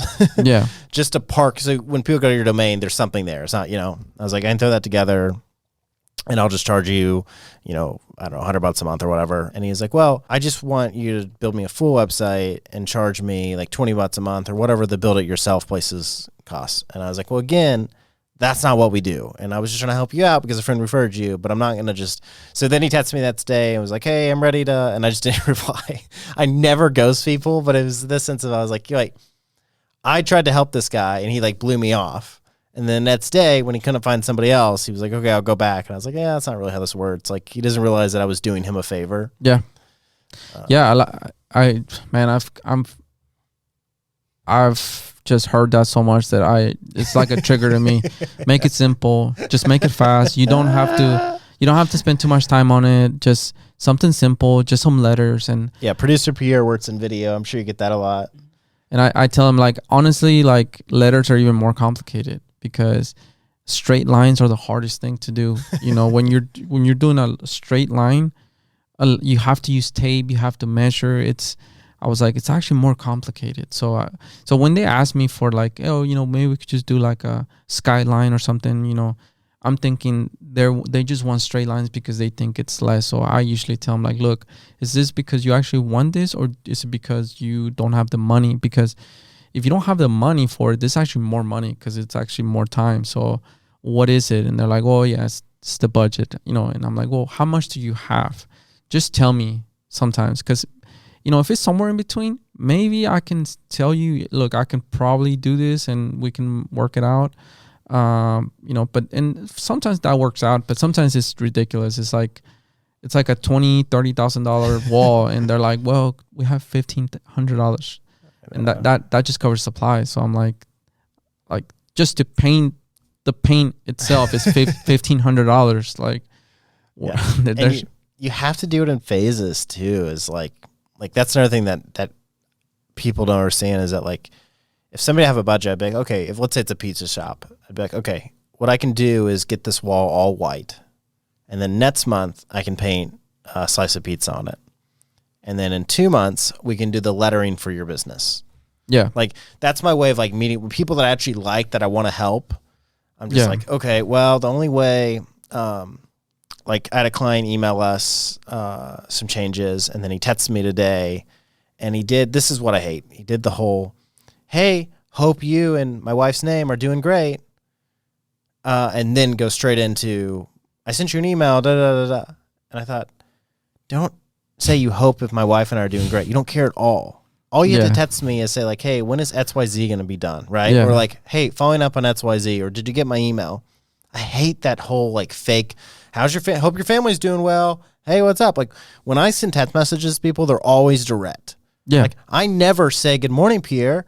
I say, hey, Pierre, who's here? Here's who's coming on the podcast this week in the Times. I don't say good morning. I don't say, hey. I don't say what's up. Maybe occasionally I'll write yo, and then I'll say, here's the Times. Because I'm not trying to hold his hand, okay? He's not my boyfriend, okay? Yeah. He produces his podcast. Yeah. Like, it's just so funny to me that people love to just BS around topics. Like, well, we just want something simple. Yeah. I think hey, we should make a t-shirt that says, I just want something simple. I just want something, yeah. That's the thing that people love to say to me. Maybe that's the painting I want you to do in my house. Something simple. Just say the words, something simple. That's all I wanted to say.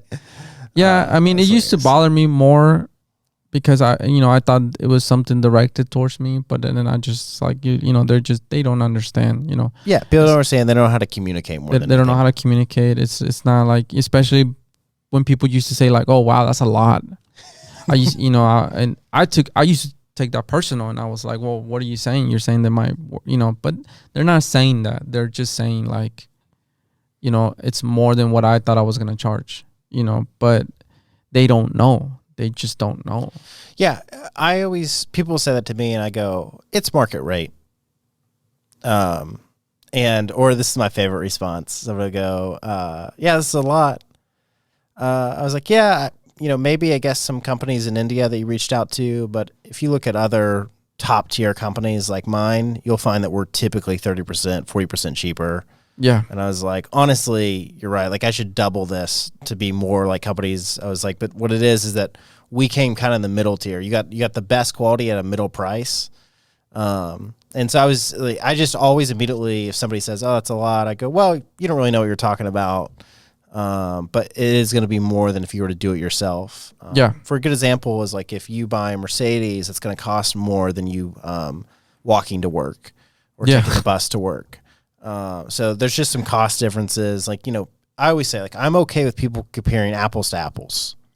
I'm not okay with people comparing apples to cherries and be like, well, they're both red. Yeah. It's like, well, they're very different. Yeah. I mean, people do that. They're like, well, so-and-so said that they would do it for this much. And I'm like, it's like okay, well, like, why not just go with them then? It's like, but it's like, and also like, they're not, like, I don't, and that's the part where I'm like, I don't want to say anything mean. I don't want to, like, because the other artists didn't attack me or say anything. They're in a different journey.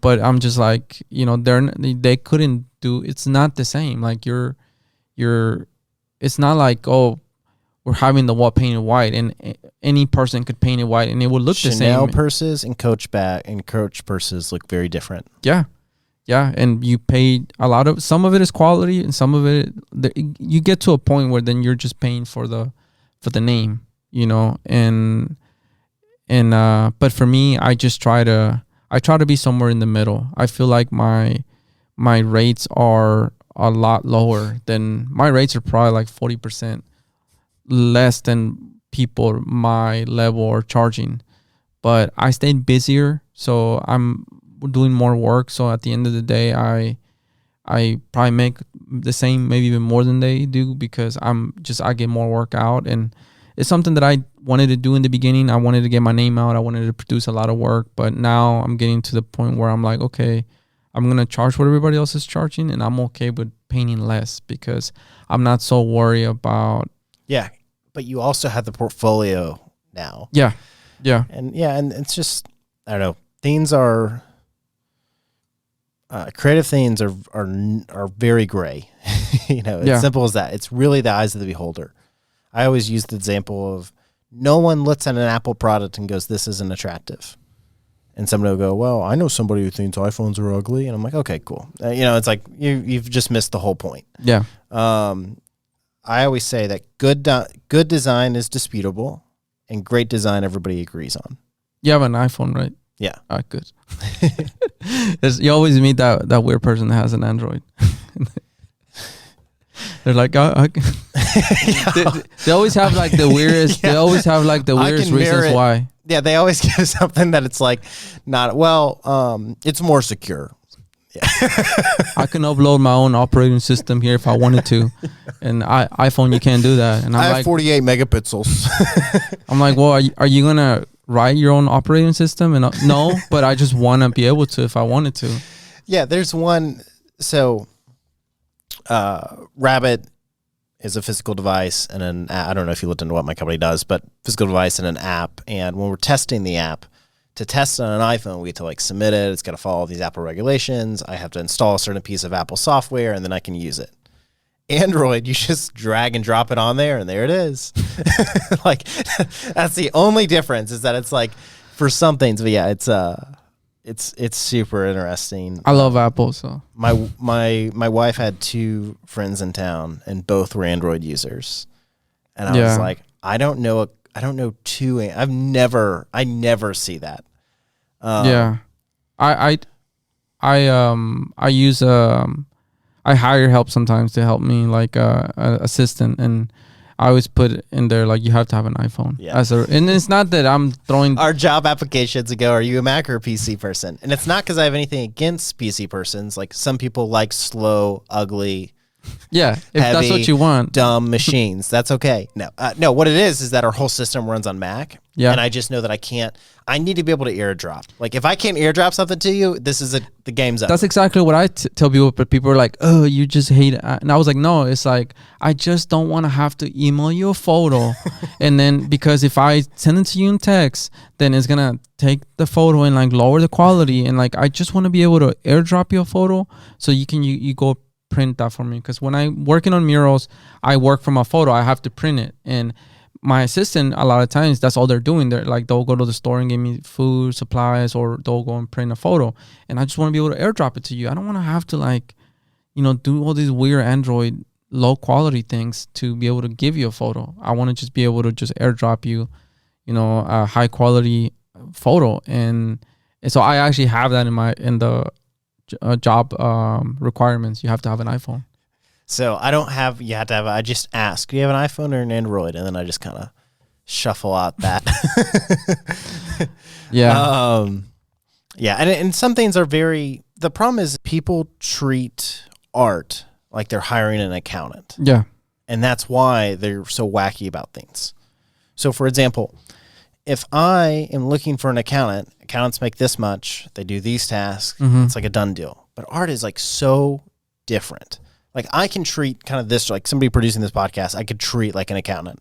It's I'm going to pay, this is what I told Pierre and everybody else that applied. 85 people sent me emails to this job post.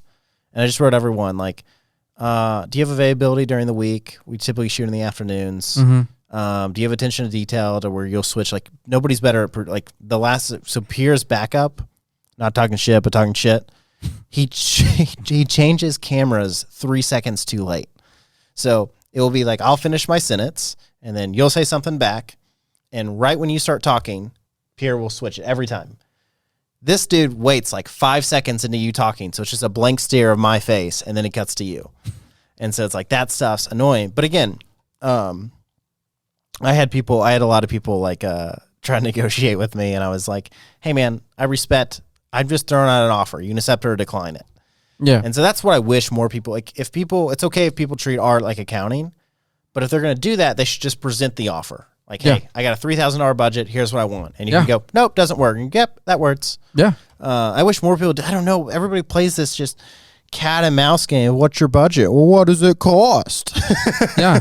People are like, no, hey, I'm not trying to screw you. I'm trying to just know what your budget is. It is that they think that you're like, they think that you're going to lie to them, and people just, it is that people are like, hey, how much to do this portrait? How much for this size? Well, it depends on the photo. Here's the photo. Okay. Well, I charge for this size. I charge, let's say 3,000. Okay, well, what if we don't do the background? Okay, well then, let's say it's 2,500. Okay, well, what if we do this? Well, like, what if we make it like this size? And it gets to the point where I'm like, look, my time is valuable. Just tell me what your budget is. Yeah. Well, but like, just they want to be presented with this like graph that has like hundreds of prices, and it's like Build-A-Bear. Yeah. Oh, okay. I had clouds for $200. I had initials for. That's for me. I'm like, look, I'm not gonna lie to you over $50. Just tell me what your budget is, and I'll tell you what I can do. If you say like I have $2,000, then I say, look, I can do this photo, this size, and it's up to you if you take it or not. But it's faster for me, and it takes me a while to get to everybody. So I'm trying to figure out a way that I can go through all the messages as fast as I can, because sometimes it's like 2 days before I can even message people. So how back. are you having people submit inquiries? Just through messages. Okay, so make it to where it's through a contact form only. Mm-hmm. And make them fill out a questionnaire for the contact form. So, for example, for my company, when people reach out, we go, do you want a web design, branding, or software project, or all the above? And they click web design. Cool. What date would you like this completed by? What location would you want this? Are we going to be doing the media and the assets? Is your budget over $5,000, over $10,000, over $15,000, over $20,000, over $100,000? And so that's how you'll funnel them through. And you'll notice that you probably noticed, but other people that do what you do, they'll say DMs close, please fill out form on website. That would change a lot of things for you, because essentially people will get themselves out of it. Yeah. No, I need to do that. I need to do that. I mean, I get people that sometimes they're like, hey. Not trying to tell you how to do your life. No, I need to do that. People send me messages like, and it's gotten so funny that I take screenshots of some of them, and I'm like, one day I want to be in that list that gets the screenshots, by the way. Because they're like, how much is art? Like, I get messages like that. Hey, how much is art? And you mean the art? Art. How much is art? Or they'll say like, art, ? Hey. And you write back, yes, I make that. Hey, I want to get some art. How much? Oh, well, what are you looking for? Well, I want something not so small, not too big. How much? Is there a certain demographic of people that do that more often? No, I mean, I think that it's mainly like maybe the younger people. A lot of them TikTok generation. Yeah. They tend to be more like that, and just talking like. I mean, like not clear and concise about absolutely anything. Yeah. Yeah. It's not that I hate Gen Z, but I fucking hate Gen Z. Yeah, they're a totally different. Even the way they talk, it's like. I'm like, can you just type in regular English? I don't understand what you're saying. And they're just like, oh, you're just old. And I'm just like, okay, yeah, I'm old. I am old. Yeah. And I also have a job. How about that? Yeah. Yeah, it's usually that younger generation and doing something like that would help me, because a lot of times, their budget is like $100 and there's really nothing I can do with that. Yeah. So make your first question is do you have an idea of what you want and an idea of what your budget is? Yeah. And then below that put, I don't take projects under 2,000, or just put like some buffer. Yeah. It's just something that is like, what are you looking for? A mural, a painting? Oh, it'd be cool if they clicked painting, they could then select what size, like 12 by 12, 24 by 24, 36 by 36, or whatever the thing is. And then the good mural, it's like, all right, how tall is the wall? How wide is the wall? That'd be pretty cool. Yeah, for murals, it should be easier because it's by square foot. Yeah, it's by square foot, unless it involves where that gets tricky if it's like the wall's like super high and then you gotta get a lift. But most of the walls, I would say 90%, 95% of all the walls, they're in ground level, and that's easy. There's been a few times where then I require a lift, and a lift, depending on the area, it could be a lot. Like just a standard lift, it's like $600 for a week, but the ground has to be it has to be completely level. If it's like more than 2 degrees off, it won't work. So you have to get one that is like a different, bigger one, and that one's like twice the size. So twice the amount to rent it for a week. So it's but I feel like all of it, it's like, I my previous job, I did a lot of formulas and calculated a lot of stuff. So it's a lot of it's something that I could probably do if I had the time to do it. I just never had a day to say like, I'm gonna tackle this. But it's getting so bad now that I'm literally gonna probably take a day. Maybe you could hire somebody who owns like a web design company to knock that. I don't know anyone. Do you know? Anyway, tell me about what's next. You've been doing this a very short time, and your stuff's just taken off. I don't know if "tooken" is a word, but your stuff's been on fire. You've been featured everywhere. You have a ton of projects. What are some of the cool, exciting things? Off here, you were talking about how you have a studio that's going to film you for 8 months, make a documentary. Like, just take me through everything you're working on. I have a lot of projects for the end of the year that I'm excited about. I'm going to be working on a solo art show. I'm actually going to have 2 solo art shows at the end of the year, and I'm sort of working on paintings or non-commissioned paintings for these 2 art shows. And I actually going to be in a panel discussing murals at the Modern Museum in Fort Worth in September, and that's something that I'm really excited about. Just to be invited by the Modern Museum of Fort Worth. And I have that documentary that we're sort of like keeping like sort of secret. But so I can only say that it's happening, but I can't speak more about it. Are you gonna have a film crew around you all the time, or? Yeah. And then I think that what I have coming is maybe just focus more on what I'm trying to say with my art. I think that I did a lot of work to show people kind of what I could do and help people, but I like helping people. I like helping the community. I like making a change, but I haven't really started to tell my story with my art. So I think that what's coming for me is me being able to tell my story or my message through my paintings and create something that is unique to me, more of like a style of paintings that I want to do. But I've always been very, all over the place, to where I don't want to be I don't want to be just a muralist that paints people. I don't want to be a guy that just does landscapes. I don't want to be an abstract artist. Like, I like painting everything. I like doing all types of art, and I don't want to put myself in a box where that's just what I do.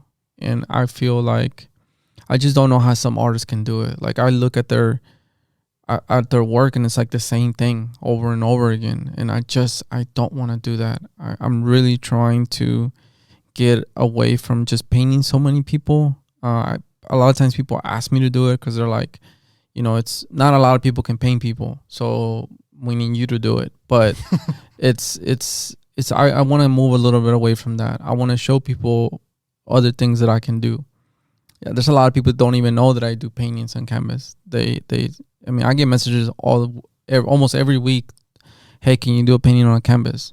Like, yes, I can. And it's people don't even know that part of me. They just think that I am a muralist, and I want to show people a little bit more of what I can do with canvas.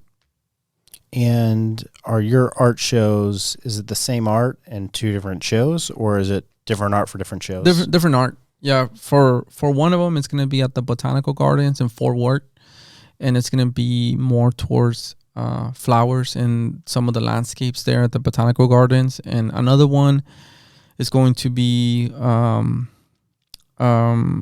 just random stuff that things that I think are funny, things that I want to paint.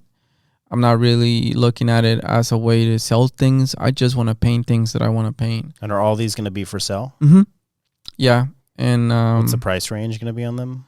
I would say maybe anywhere from like $800 to like $5,000, something like that. It's I'm not gonna be painting huge paintings. They're gonna be somewhere small and some medium, and large. But large for me is like maybe 36 by 48, and so that's tiny compared to some of the stuff that I've done in murals. But I think that's what's coming for me. It's trying to figure out what I'm trying to say. I've felt like I've told other people's stories, but not a lot of people. I haven't really told my story or talked about or painted things that I want to paint, which is why I stopped taking commissions. Because I even though I might take one day or two maybe, but I don't really want to do commission work anymore for canvas. I'm just gonna paint what I want to paint. Is your Be Happy still for sale, or is that ever for sale? Yeah, I had one person I had maybe like 7 people that messaged me about it, but there was one person that she's bought like 3 of my paintings before. So she was gonna get back to me on it, and I was like, well, I'm gonna wait for you to see what you want to do before I message the other person, because you've purchased like 3 paintings from me before. I want to give you priority. But I actually painted that for one of my art shows. So I for that art show that I want to do of just like random stuff that I always wanted to paint, I want to show people a little bit of what I can do with other mediums. Because on that painting I use acrylic, and acrylic, it's a medium that I hardly ever use. When I work on a canvas, I usually paint with oil paint, so not even acrylic. Acrylic is a little bit harder to work with, I think, because it dries fast. It dries like in seconds. So it's really hard to mix, like blend things, or paint something that looks realistic. So a lot of times when people paint with acrylic, doesn't look real, because it's really hard to paint with acrylic if you're blending and doing that sort of work. So it's good if you're doing abstract and you need it to dry fast and you just paint a big painting and just random colors. Acrylic's cool, but if you want to do a portrait, it's really hard to paint on acrylic. So I wanted to paint that to kind of show people, look, this is what I can do with acrylic. Cool. Yeah. If you were to look 5 years from now, what do you want to see? Like, what does your workload look like? What does your life look like? And what are the projects you're doing? Well, my overall goal is to become a professor at a university. I went back to get an art degree, and I'm going to keep studying until I get a master's and then further my education even after that.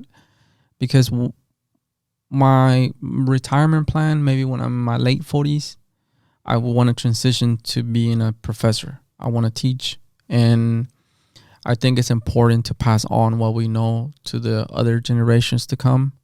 So that's a way for me to do that, but also a way for me, I'm not going to be able to paint murals when I'm like 50 years old. Like maybe I could, but I don't want to. I don't want to be outside in like 115 degree weather, or, if it's super cold. I'll always paint, but I don't want to do that as my full-time job. and I'm planning for it now. So that's my exit plan. It's building a portfolio that once I become so popular that I'll just be able to get a job at a really good university, because a lot of times they hire people to bring people in there. So if you're known and people, I want my child to learn from that artist, you're gonna attract people to that school, so they're gonna give you that job. Where if somebody, like, I have friends that just didn't really develop an art career, but they got an art degree and they're an art teacher, and all they've done is taught art, but they've never really were an artist. They're gonna get to a point where they're not gonna move forward from that. If you want to move, almost like, don't even go through that and go to the front of the line, then you have to like develop a reputation for yourself and then go into it with that, like, I guess that fame, and then you can get some of those really good paying jobs. All right, so I think universities are terrible. And I think they just prey on students and give them insane amount of debts, and just like they're just ruining people's lives every single day. Yeah. Unless you're a law student and other things, which they could, like, I know people that graduate law school and don't know how to think anymore. Like they think everybody's trying to sue them or everybody's trying to screw them. And it's just like, so that's their own fault. That's not really the university's fault. The university was just teaching. So have you ever thought, because you're a good guy, have you ever thought about just launching your own art institute, and therefore, and making it where like people don't have to take out $100,000 loan, take a bunch of bullshit classes just to be able to teach under you? They can just go straight and learn from you. Yeah, I mean, I haven't thought about that, but I kind of been through some of that you're talking about. I taught at a private school for a year, and I didn't enjoy it as much as I thought I was going to, because I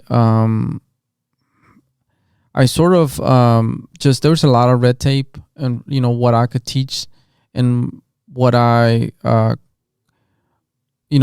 were certain things that I had to teach them this way. I couldn't do it the way I wanted to do it. And there was a lot of things that it was like,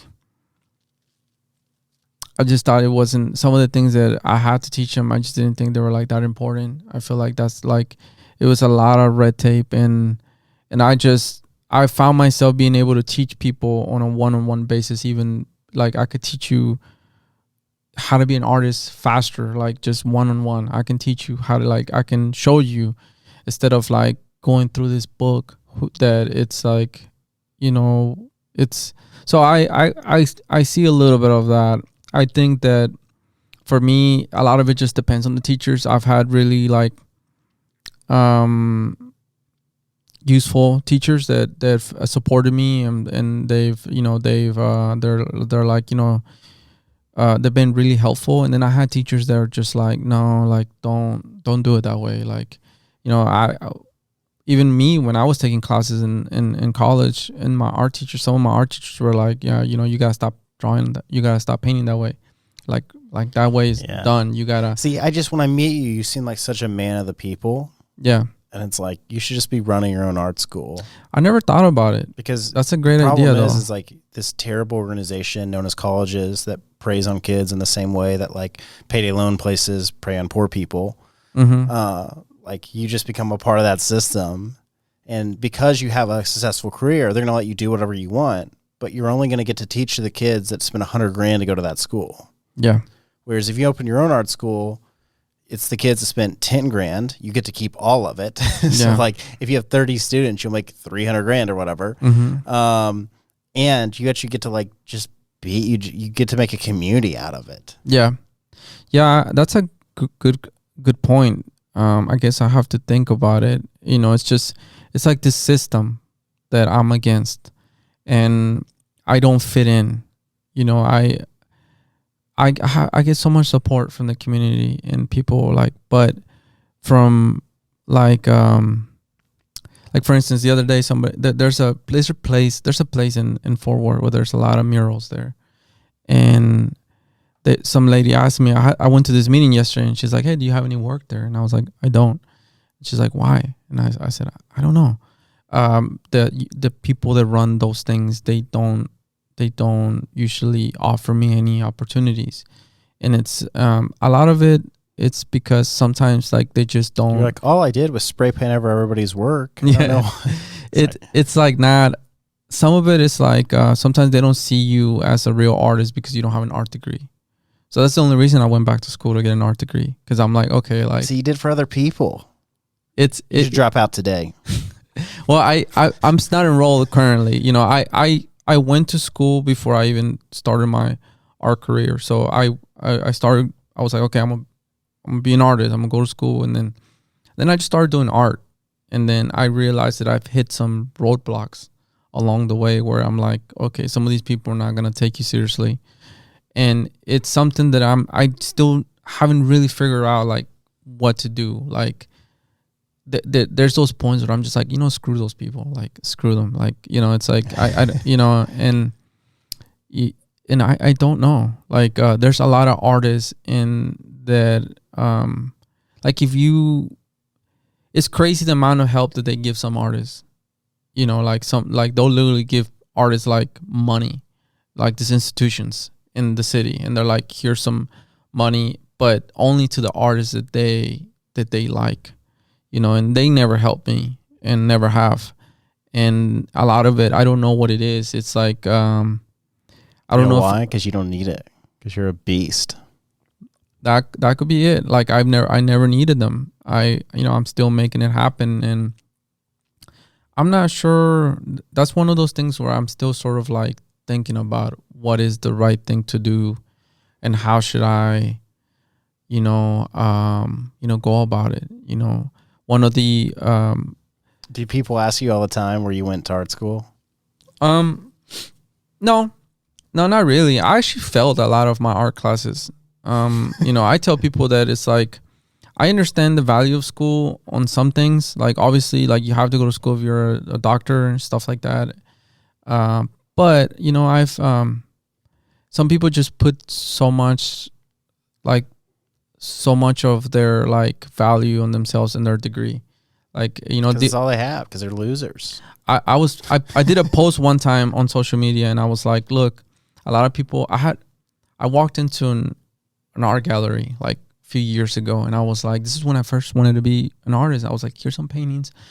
Can you guys, can you sell them for me? You know, put them up here. Like I'm trying to figure out how to do this. I don't know how to do this. And I was talking to somebody there, and he was like, oh, he asked me like, do you have an art degree? And I said, I don't, I'm like self-taught. And he said, oh, you should go talk to this person. You know, they might be able to help the people like you. They're not educated. And he said that to me. I know he said that to me. And it's one of those things that have stuck with me, because I'm like, you think you're more educated than me because you went to this school, and this good, and he went to a great school, but it's like, it's like I'm looking at your career, and it's like I'm not comparing it, but you made the first comparison towards me and you, and it's you're not even 5% of what I've done, and it's like and I've read I've read hundreds of books of art, of the lives of artists, and how to do this, how to do that, and none of them had art degrees. Yeah, and it's like I've taught myself how to do art, and they look at you and they judge you. And like I said, I did this post saying like, hey, I'm tired of people thinking that just because you don't have an art degree, you're not educated. Like you can educate yourself in art and how to do this. You can read how did the old masters used to paint. So I go the other way. I say, because I don't have a degree, I'm educated.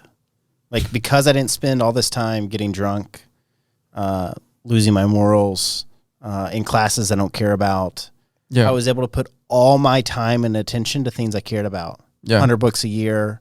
I know a lot about business, not only from building my own businesses, but from reading so much literature on it. Like, I've read so many business books, and that's because I didn't spend all my time trying to figure out how to pay for college, how to go to college, and then studying under professors, and then taking tests, and then studying for tests. Yeah. I was able just to go directly to the source.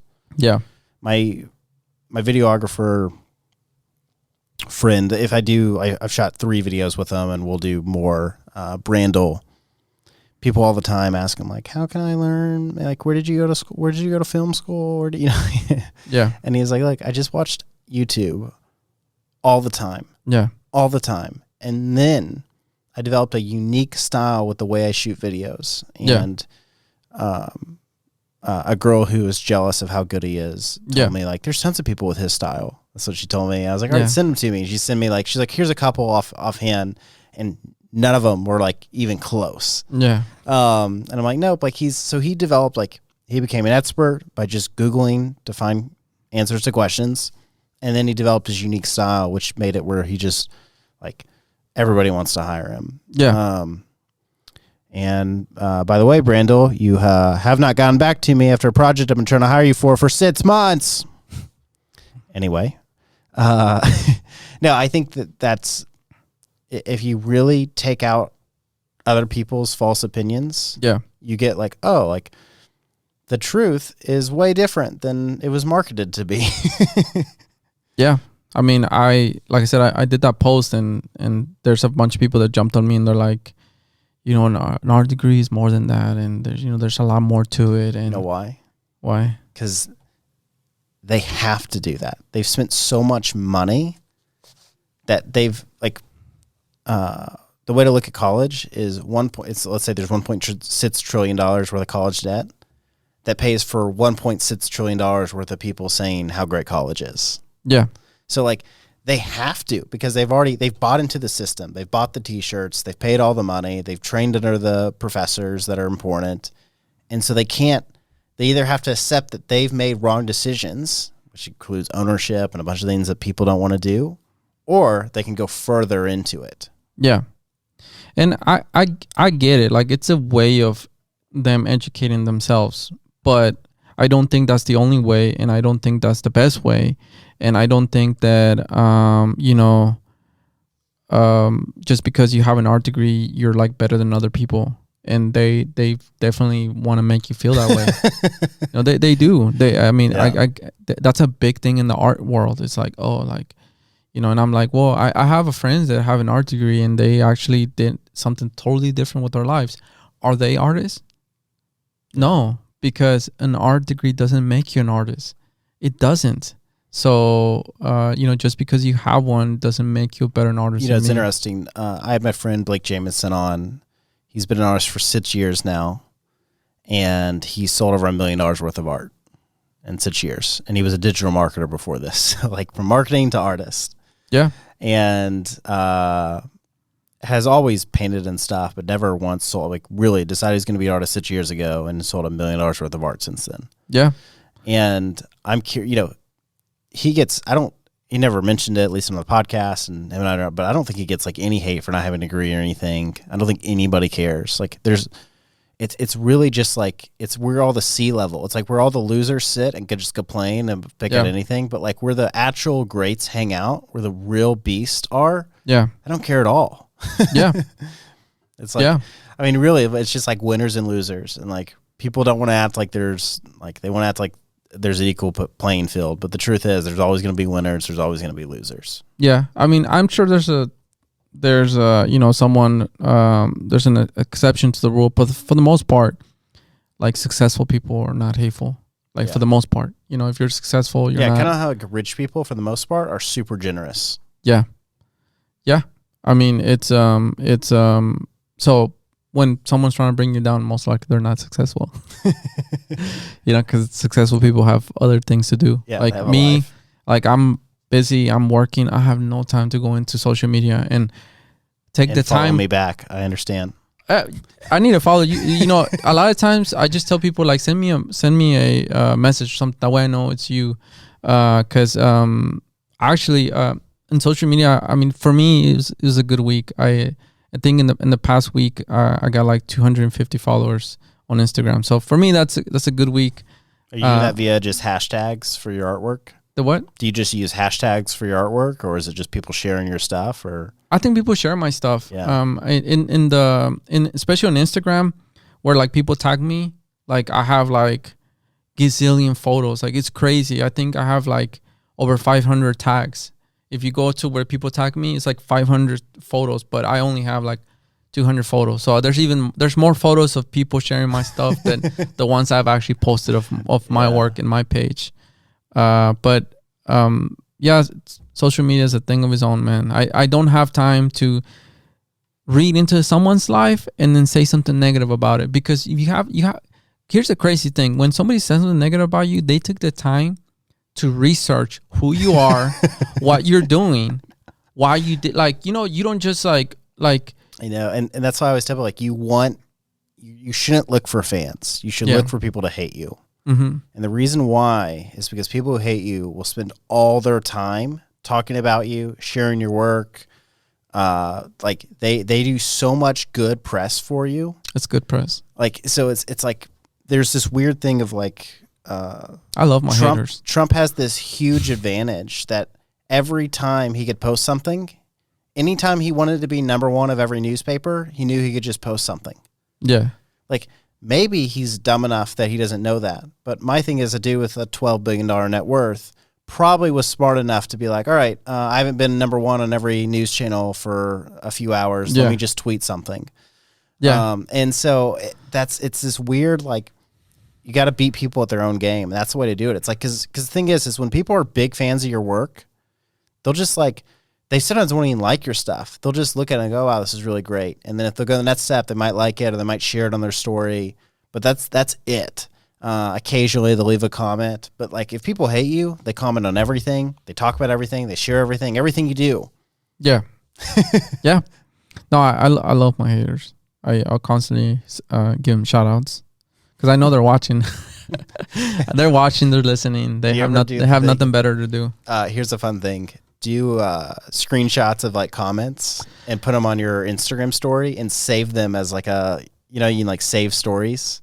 No, I don't. But I did save some. But I haven't done it in stories. But I made this video, basically saying, I like maybe a year after I started doing spray paint, I made this video saying like, look, all the stuff that I've done, all the magazines that I've been in, all the stuff that I've been covered in and stuff like that. And it was like, I wanted people to feel that, don't listen to people. Sometimes you just gotta do it. You gotta go for it. And I saved a lot of negative comments that people left me from the first weeks. Oh, it doesn't, it looks bad. It looks like crap. It doesn't look like them. You're not gonna make it. Blah blah blah. I saved a lot of that stuff, and then I put that on the video. So what was funny is that some people recognized who those people were and they tagged them on the video. So I thought it was cool because I was like, a year ago when you said that I wasn't gonna be able to do this, well, let me show you what I've done. And it's just, there's nothing like it when it's like, proving people wrong is it's like the biggest motivation ever. Yeah, and there's also, it's just kind of funny to put people on blast. Like, like when somebody says like, I never delete comments or would block somebody. Like, to me, it's like, I like it. I like when somebody wants to come at me. Like, that's fun because it's really boring when it's just all people applauding. Yeah. I think like the booze is kind of what makes it interesting. Yeah. And my favorite is when people leave like a hateful comment, but then they spell everything wrong. Oh yeah, that's a great one. Yeah. Well, yeah. I had one person that left some negative stuff on, like just really hateful stuff on my on comments in one of my posts, and then I went to their page, and then it was like all like, like positive stuff. It was like, oh, be positive and like be kind to people, and like, and I was like what? Let's see. What I do is I tell stories around it. So I would screenshot the comment, I'd post it on my story, then I'd screenshot one of their page, and then I would write another story. I go, isn't it crazy when people like write this, but then talk about this? Yeah. I love to storytell with it because I'm always just looking for content because I don't actually care. And like social media isn't actually real. Like that's what I always try to explain to people. Yeah. It's like social media is what I want you to see. It's not real. Like, There's nothing exciting about me crying because I'm like frustrated. There's nothing exciting about me like punching a hole in the wall because I can't control my anger. There's nothing exciting about like my wife mad at me because I like didn't do what I was supposed to. Like it's just a highlight reel, and I fully get that. You fully get that. And that's why it's like when somebody writes something hateful, I just share it because I think it's funny, because it's like, it's not real life. It's social media. Nothing here is real. It's digital. Like, it's not a thing. Yeah. Yeah. Some people just take it too serious, though. Are you going to do any NFT stuff? Yeah, I'm actually working on that right now. I'm actually meeting with somebody tomorrow about that. Yeah. So they started working on it already, and we're supposed to meet tomorrow to look over the details. Cool. Because I don't actually understand it completely, but I haven't really taken the time to look into it. Because I knew that I had a meeting and they were gonna explain it to me. So I was like, I'm not gonna look into it. I'm just gonna wait till then, and we'll look into it. I mean, I sort of understand the idea behind it. I just don't know how to create one. Yeah. And how you make money off of it. So here's an interesting thing to play with. This is what Blake is doing. For every piece that he paints, he creates an NFT version. And so they have a certificate of authentication that's in the blockchain that's like, here, you're the one-of-one owner of this. So he creates like it's called like a Blake coin that he ties to that painting. So they have like a digital version and a physical version of it. And then it's like, cool, these are yours. And then you can prove that you own the outright one-on-one because you own that coin. Yeah, I need to get it. Well, we're already working on it, but I can't wait to actually do more with that. It sounds cool. When I talked to them on the phone, and they were, talking to me first about this idea, I was like, yeah, that sounds pretty cool. What's the best way people can connect with you? Instagram, it's Velázquez _art_ or do you want to spell Velázquez? Yeah, or my website, and it's Velázquez Art, and it's spelled the same way. V like Victor, V like Victor, ELAZ like zebra, QUEZ like zebra, and then art.com. That's my website, and then the Instagram is spelled the same way, Velázquez _art_. Have you ever thought about just doing like buying a trendy domain to make it easy, like I thought about it. TexasArt.com. So you just tell people like something simple. Yeah, I thought about it. I think my Instagram, it was a lot longer, and I shortened it down. But I've put my Instagram on most of all my murals, and I've done a lot of them to the point where I'm like, I can't go back and change in all of them. But on my website, keep it and just create a new one, or just buy a domain. I mean, I'm just thinking because like for me, I had to copy and paste your name into Instagram to find you. Yeah, because I was struggling that hard. I suck at spelling, but I was struggling that hard to like spell your name and everything. Yeah, if I would have realized it, I would have probably just put one art, because it sounds like Juan. So one art. I probably would have done that, but I don't know. I could still do it. Maybe take a day to go around and change the Instagram on all the murals. Oh, check this out. You can keep the same Instagram, and for your website, you can keep the same website. Just buy another domain that's marketable, and then redirect that domain to your current stuff. Oh, okay. So, for example, like my company's name is 19ONENINE.com.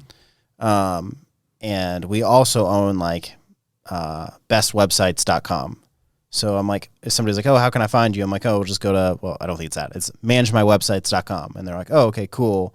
And because I realized it's spelling out 19, they're like, oh, is it 19.com? And it's just this like nightmare. Or you can always make like Rabbit, we can get rabbit.com or whatever. So it's findarabbit.com. So it's very like find a rabbit, like anybody understands it. But you can always buy domains that redirect to your domain. Okay. So you could just buy like dallasart.com, or whatever, something that's simple and easy to spell and short, and then tell people that. And then coolart.com. Yeah, it will transfer right to yours. Yeah, I think that's a good idea. I think I'm gonna do that because I made my website in one of those like build your own website things, and it's it's okay for now, but yeah, eventually I'm gonna have to change But it. thanks for coming on. Oh, thank you for inviting me. Thank you. Had a good time.